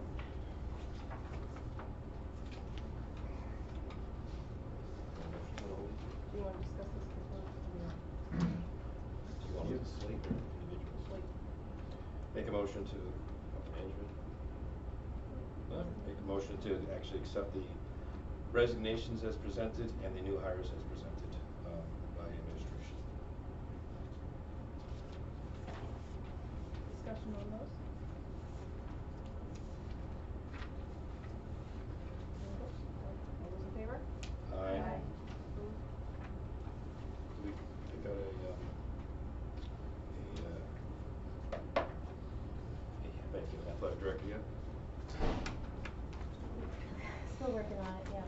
from people, maybe have some options. Someone asked me about it today in an email, that surprised, like, not someone who's in-house, so there's certainly some possibilities. Just not sure how, maybe they need employees at this point for that, so. It'll be after some works in the fall, because I don't think we did that. No, You we probably, didn't. we didn't do that, you probably just hired, which is fine, we gave you authority too, so I don't know who was hired for fall sports. Coaches. Coaches. Mike's Mike up, boys up, Warner. okay. Bristol. Foster. But I don't think I think you're right, I don't think. No, we gave permission over the summer, just hired, just wondering who was, who's the, is, Mr. Oh. Chitta still doing cross country? Yes. I mean, yes, cross country. Yes, and, I think it's, who's the volleyball? volleyball. I met her, Christy? she drove the bus over the summer, yes, Christy. yeah. Yeah, okay. So they're coming back, I think they're all from last year as well. Yeah. So, we did resignations, we did new employees. We already talked about remaining openings, unless you have something else to add. Okay. Plans to offer long-term disability? Yes, I just wanna let you know, because you did endorse this previously, that it's a bit of a process, so more than I'm gonna tell staff that it's coming on opening day, but it seems like sometime, we'll need a month of open enrollment. Remember, I'm gonna say this again for the record, everybody watched the meeting who didn't hear or witness our previous conversation about this. This is a 100% employee paid benefit, not a benefit that costs the district anything other than our administration to create payroll deductions, so that it can be purchased on a pre-tax basis by our employees. But they would, if they choose to purchase long-term disability insurance, they would pay for it themselves. But the procurement process takes some time, so I'll be telling them about it, explaining what it is on opening day, and then we'll look to, use either November, December, or January for open enrollment, but then the annual renewal will be aligned to our fiscal year, so it'll be a July 1st to June 30th policy, once it's mature. I just wanted to give you an update. I forgot to ask you earlier, did you need anything? You wanna talk about security? Okay, alright. First up. Okay. Alright, so before we do that, we have our second public input session, so anyone who wishes to comment or speak, yes. Can you just state your name for the record, please? Yes, my name is Heather Marie Brown. First off, I would like to tell you that there is an actual living creature over here running around behind these bookshelves making lots of squeaky, wonderful noises. So you might wanna, I don't know, put some money out there for extermination services. It's the robot that they have in here. I'm like, what the heck is It's not, going it's on not. there? It's a robot, it's up there. It's a robot. It's the robot, yeah. I'm like, this is not okay. It will freak people out when you don't realize it's there, it's the robot that makes noise. Happened you to know. me the other day Oh. on leadership. Second off, I am going to speak to you for a moment as a coordinator for N68 Hours of Hunger. I am the site coordinator, or, when we had a site, I was the site coordinator. Although I'm very, very sorry that your plans to expand the preschool programs were not successful, to me that seems like there might be an opportunity to revisit the decision made by the superintendent in a very unfortunately untimely fashion to allow N68 to continue operating within the school. All of the suggestions that he had made that we already knew were not options.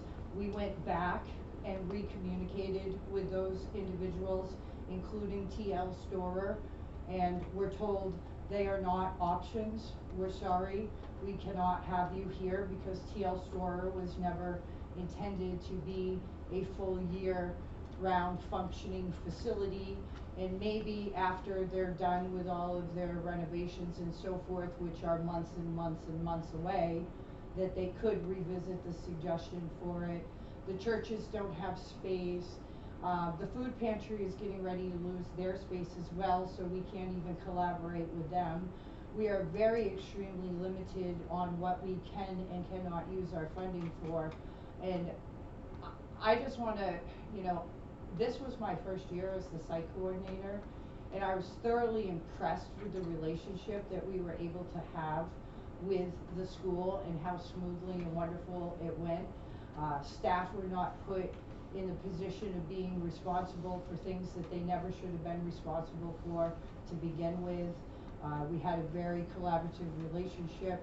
We served at any given time between 32 and 36 children, which it was pointed out, well, that's only maybe 10 or 12 families. It doesn't matter. We serve individual children.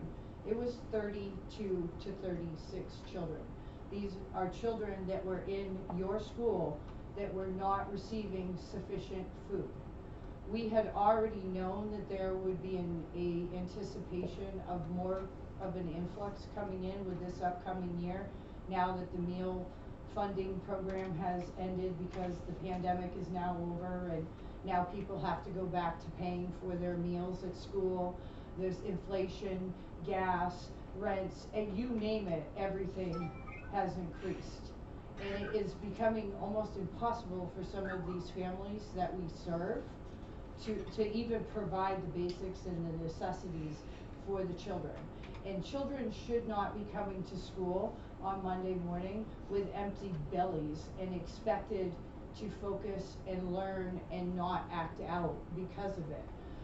When this program originally started, it was not under the N68 title. It was actually started by individuals that worked here in the elementary school, and it was costing the elementary school approximately $3,000 a month in funding, because the school doesn't qualify for some of the grants and resources that we as N68 can do. We have only spent $3,000 for the entire year. So with the program no longer able to operate and function because we have no space, the school ultimately is leaving these children and families in a position to where they're going to have to struggle even more so than what they were.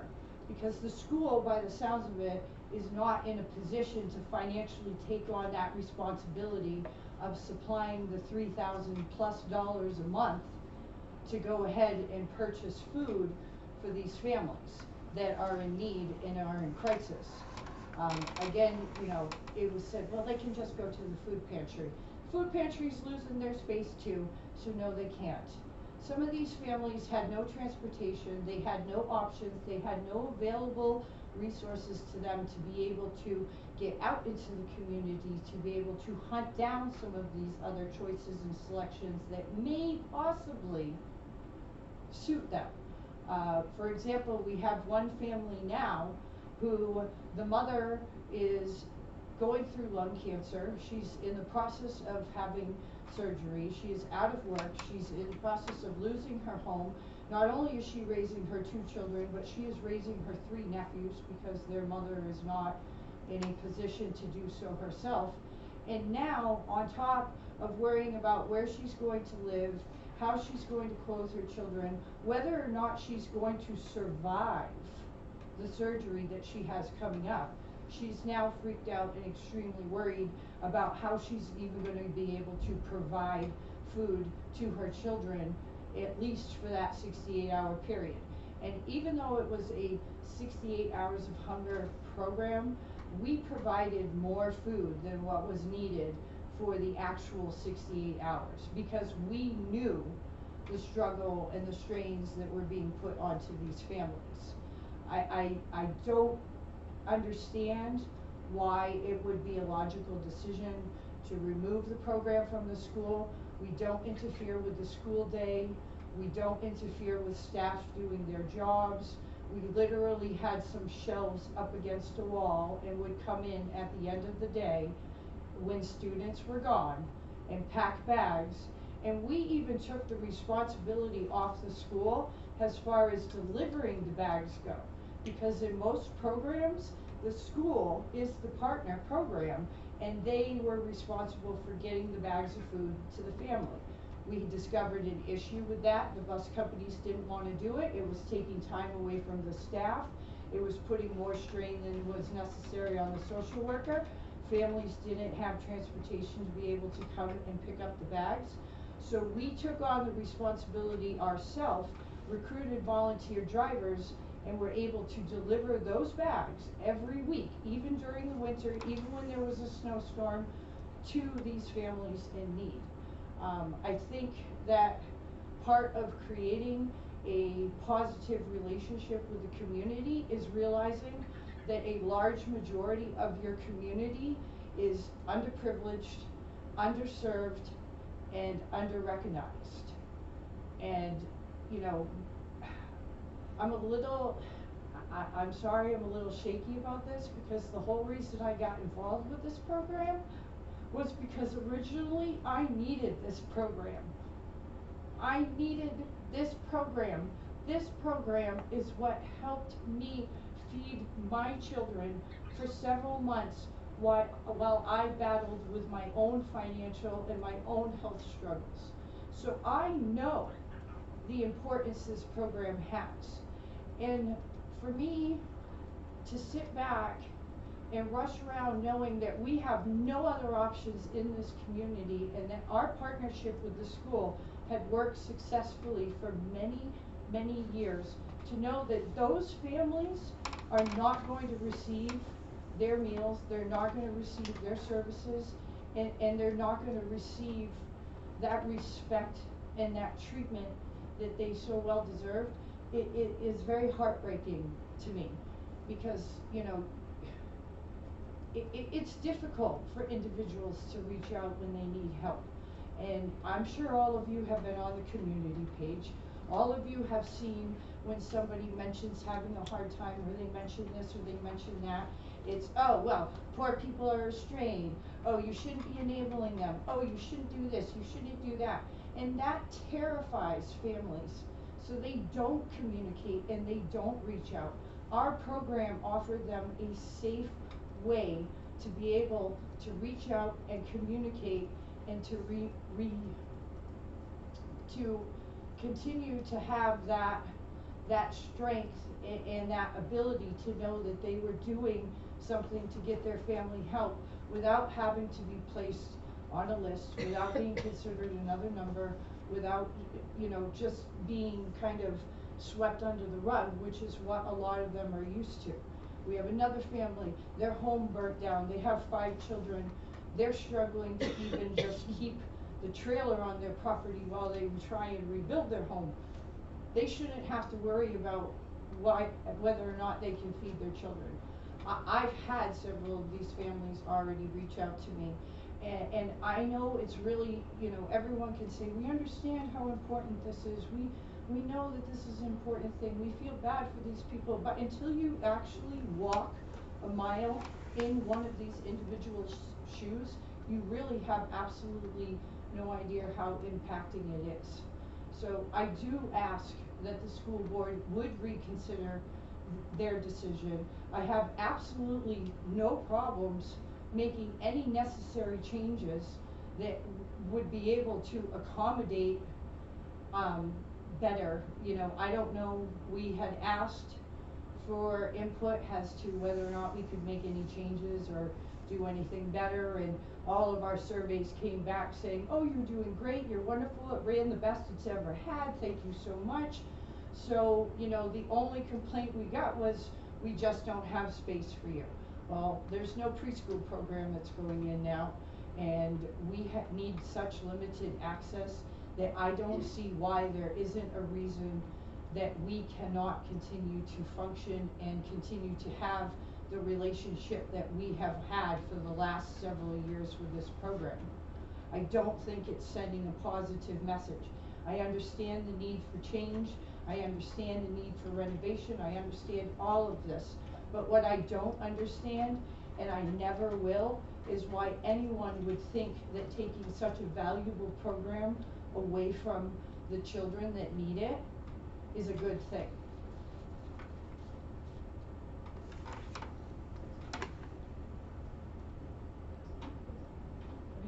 Have you spoken with the town and having space at the town hall? We have reached out to the town about the town properties. The town hall unfortunately is not sufficient and is actually dangerous to get into and would not pass the inspections that we have to go through once a year from the food bank. Their town property that they own, the Hool building, we did try to inquire about that. Unfortunately, the police chief, even though he has a very beautiful large building, wants to have access to use it, and so that's not an option for us. Parks and Rec, unfortunately, their buildings are not in the greatest of conditions, and there's no way we could store food or properly run the program safely out of those buildings. We have checked with every church, we have checked with every organization, we have literally done everything that we possibly can. There is no way to start this program up and serve our families that we already had signed up, plus the ones that we are anticipating signing up, without still maintaining this partnership with the school. And you know, like I said, as the site manager, I have no problems. If you don't wanna give me access to your building until 5 o'clock at night, you know, I will do that. If that's what it's going to take in order for me to come in and pack these bags and know that children are not going to go to sleep hungry, I would do that. You know, there have been studies after studies and documentation after documentation to indicate how a student cannot reach their full potential and ability to learn when they are food insecure. And if you are kind of running this like a business and your business is education, then I would think helping to supply the basic needs that a child requires in order to promote positive learning and growth and attention while they are in your building would be something absolutely necessary, especially when you know you don't have to spend any money on it, you don't have to volunteer any time to it, you don't have to put any staff in charge of it. There's literally nothing that the school would need to do other than to provide us space to do what we have to do and what we have been doing for the last several years, and our email communications with the social worker, because families are asked to reach out to the social worker, and the social worker is the one that sends the information to us for the program. That helps instill another level and layer of confidentiality within the system that allows these families to remain comfortable. I'm not familiar with the program or what kind of food, but I'm surprised about the town hall because I would think there's nothing perishable within their food. If they're packing it up and delivering it, I don't know why the town hall wouldn't be safe. Have you been in the basement? Because that's really the only available space they would have for us. And the basement is not, it is not appropriate. That's why the food pantry was moved out of the basement several years ago. Many, many moons ago, it was removed from the basement of the town hall. First of all, I just want to say thank you, because that is a very good and valuable service, and I think nobody here is debating the need or value of that program. Clearly there is a need in this community, and we recognize that. But I just want to clarify a few things. Number one, this is not a decision that this board made. This is not, the use of the space in this building is not something that's brought to us. It's not something we vote on. That's left to administration to decide how things are laid out in this building, what works, and that is not a fixed thing. It changes from year to year based on the needs, based on the staffing, based on the enrollment numbers. So it's very fluid. Yeah, and that's another thing that, like, we have had a lot of trouble in the past years with our fire inspections because we have had too much stuff in this building, and as our enrollment grows up, we have inadequate storage for our own needs. We rent units for our cleaning and maintenance needs, and so space is really at a premium, and we're really overtaxed. And so it's not a personal attack on either you or Lori that decision was made, that it had to come out. There was, I mean, you know, from being in that social worker's office last year, that was a disaster. It was over full for the space. It was not in any way acceptable use of that space. And frankly, I think it was a little bit dangerous in there, just the amount of stuff that was in there. So there's the fire department issue. And just because we're not offering a second preschool does not mean that there's an empty classroom. That would never in a million years happen. I can't speak to exactly what the plan was for incorporating that into the building. Or on the car. Okay, that's right. I remember that. that. Yes, okay. So by no means is there now empty space that's suddenly miraculously available. So I think that, I'm sorry that you're having difficulties with other organizations in the town, and I hope that someone will reconsider and find a space. I don't know if you've spoken with the folks at the library. They have a large conference room. Maybe they'd be willing to kind of, you know, put your shelves in the back and have like a partition wall or something. That might be an option. I don't know. I know that's accessible by code after hours. And the library has always been a great partner to the organizations in town. So I don't know if you've spoken with them, but if you haven't, I would suggest that. We have already reached out to everyone that is part of the Barnstead Helpers, including the library, I'm and sorry there to- is no space. Okay. And Well, I have to say the same thing here. I really, you know, I'm sorry that Mr. Hunt allowed as many clothing donations as what he did to come into the building. He actually wound up utilizing several of our shelves that were for the program for his own needs, and we were fine and allowed that to happen because working with the school, we understood and we wanted to work and collaborate and allow for Mr. Hunt to be able to do what he needed to do with the donations that came in for him. But our shelves were always kept meticulous. Our shelves were covered in shower curtains, well, that's what I was using, but beautiful, very calming, you know, pieces of material so that it wouldn't encourage individuals to get into the shelves and, you know, to make a mess or anything like that. You know, we had passed our food bank inspection, and part of the food bank inspection includes cleanliness of the space, safety of the space. We've never had the fire department say, oh my goodness, N68 is causing a problem in this room. We've never had any of that. Never. That has never been brought to our attention.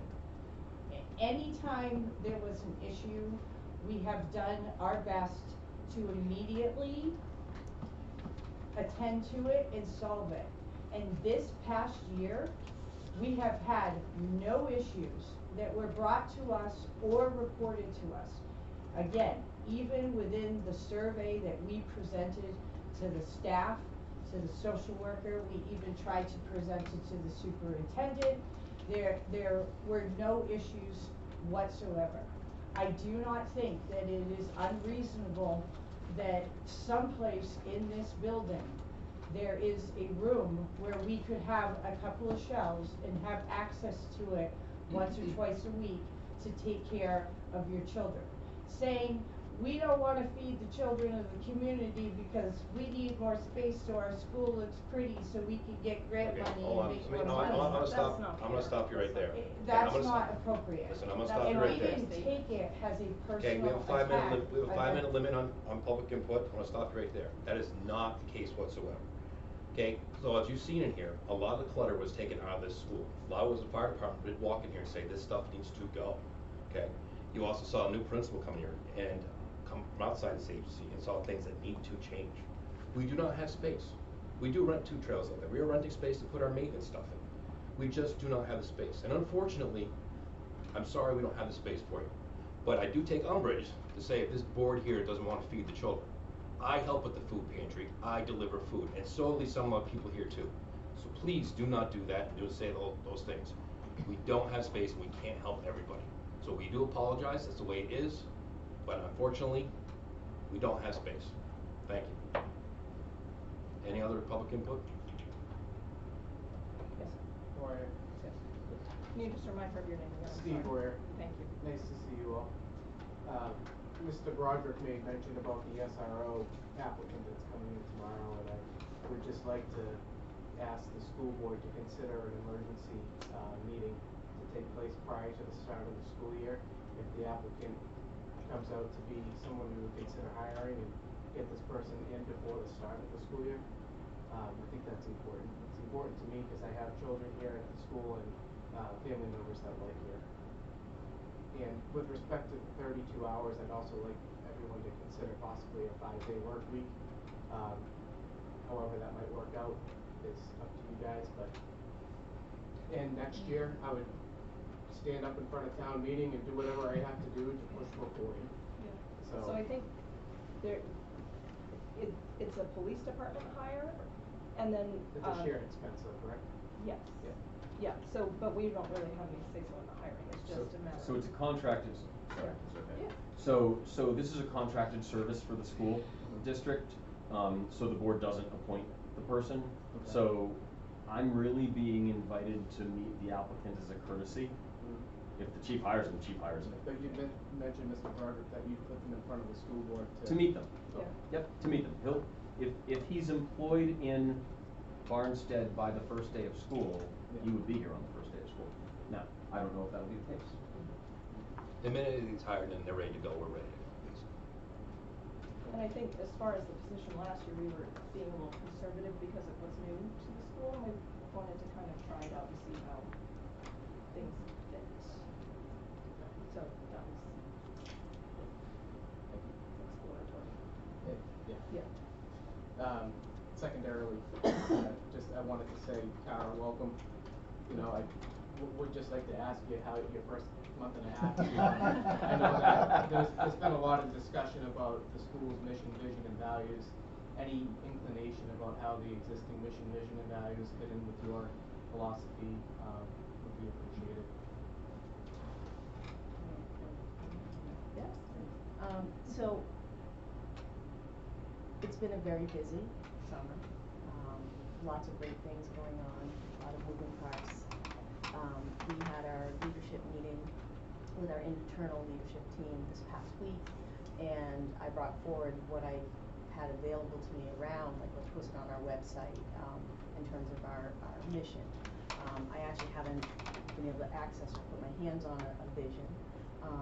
And so we have some work to do around that. The mission that we have is not so far away from anything that any of us feel is important, but we are going to have a group of folks working on that this school year to make sure that it does, as Matt was kind of alluding to, like, we really have to be solid in what we believe in and what we want for our children, so that as we move forward, we can stand on that as our deciding factors. So when we do have to make decisions about curriculum or programming or instructional materials or whatever it may be, we come back to that solid pillar as a decision-making focus point. So I think that the mission that we have out there can be modified and tweaked, but we need to create that vision, and then we have some, one of the things that I came across that I really do like is, in the past years, we have belief statements that are created that are in our handbook, which really do hit the nail on the head about what we should be doing for children. So that will be work that we embed into early part of our school year and get that up and running into a place where our school community is comfortable with that. Thank you. Yeah. And then the only other inquiry that I had is, do we have plans for an officer to be present in the morning this year at the start of school at the crossing guard of the sidewalk crosswalk? We were always told in the past that it depended on what was happening in town, and if, but they were very understaffed over there, so I think that's why we saw that taper off, but the chief had always said, if I have somebody, I'll send somebody. To be year, way up the And Handbook crossing guard this when- year? When we have an SRO, no, when we have an SRO, that time is included in the SRO's hours. I can inquire with the chief. Yeah, That- if that- there's anything I can do by I've been to a couple selections meetings, I'd like to push this issue as fast and hard as I can. Yeah. We would like to push, we pushed before too, having somebody here in the morning, we absolutely 100% agree Yeah, it's with having comforting somebody here. for the parents and maybe the children. And the drivers. Yeah. You wouldn't think it gets as chaotic as it does, but it is helpful, just We had a even lovely having a lady car out last there year. with She the was lights amazing. on, I think just, it's Makes them helpful. aware. It's helpful. But I would also ask parents to use common sense and not drop your child off and have them cross themselves if they're young. Like, if there's no one out there, take the time to escort your child across the crosswalk. Oh, And not, absolutely. don't drop them off in the middle of the road or, and I've seen it all. Yeah. I've been there, done that. So, Mhm. I would just ask, we'll do what we can if they can help us do what they can do. All right, well, whatever I can do, guys, to help you through Thank this you. election, I'm happy to be a vocal source. Thank you. Appreciate it, yeah. Okay, so before we go into non-public, let's just knock off the other future agenda and follow-up items. My brain's tired. So, Sure you can. Topher and Heidi and I will be back, maybe not at your very next meeting, but possibly, to talk about the future of BAS and sustainability plans. We need to have a steering committee meeting with them. Just to foreshadow, our first draft anticipated budget for this year shows BAS about $50,000 in the hole. And I will remind you that, when well-meaning citizens come to the school and say, we realize that the town needs X, Y, and Z, and the school says, yes, we agree, we want to do that, we then own it. And we have a lot to do. So BAS is an example. This is a program that was grassroots built from the community and brought to the school department, and it struggles perennially to make ends meet, to file the volumes and volumes and volumes of necessary paperwork and to make ends meet. And when it doesn't, we like to go to school district meeting every year and say, nothing in the school budget goes to pay BAS expenses. Well, when we get to the end of the year and there's a loss, guess what? People have to get paid. And if the grant isn't enough, or uses of grant money aren't allowed, and revenue isn't enough, how do expenses get paid? So we have to talk about sustainability. There are a few years left in that grant, and it has to be figured out. We will report back to you after talking to Sam and Andrew about my school bus, because it was obvious that everyone wants to know. We'll bring the new SRO to meet you if we have a new SRO. Oh, on the visit in September, the building aid application?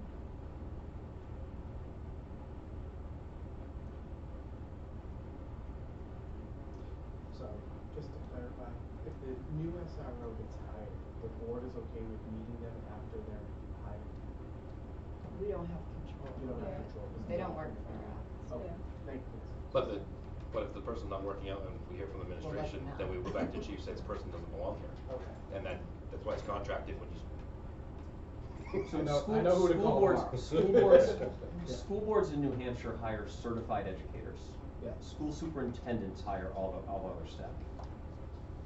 So this is a contracted service. If we have a problem with an SRO that the chief sends over, I'll call the chief and say, don't send that person over here anymore, and he will. That's my job. And your job is to provide input on the hiring decision. I've been granted that courtesy. He doesn't have to do that. Okay. Okay, clear. I'll go over tomorrow too. I used to be an SRO from up north when I was a cop. You so- did? Yep, many years ago, so I'll go over and know the chief too, so I need this guy too. Thank you, guys. Thank you. Good to see you. You Yeah. too, take care. You too. Have a good rest of the summer. Thank you. Thanks. Okay, is there any other business? Okay. Next meeting date is September 27th, and, we don't have any action to take after we come out on 6th. All right. I make a motion to go on a non-public under RSA 91A:32, right? A, C, and I. A, C, and I. Second. Zena? Kim? Say Yes. aye.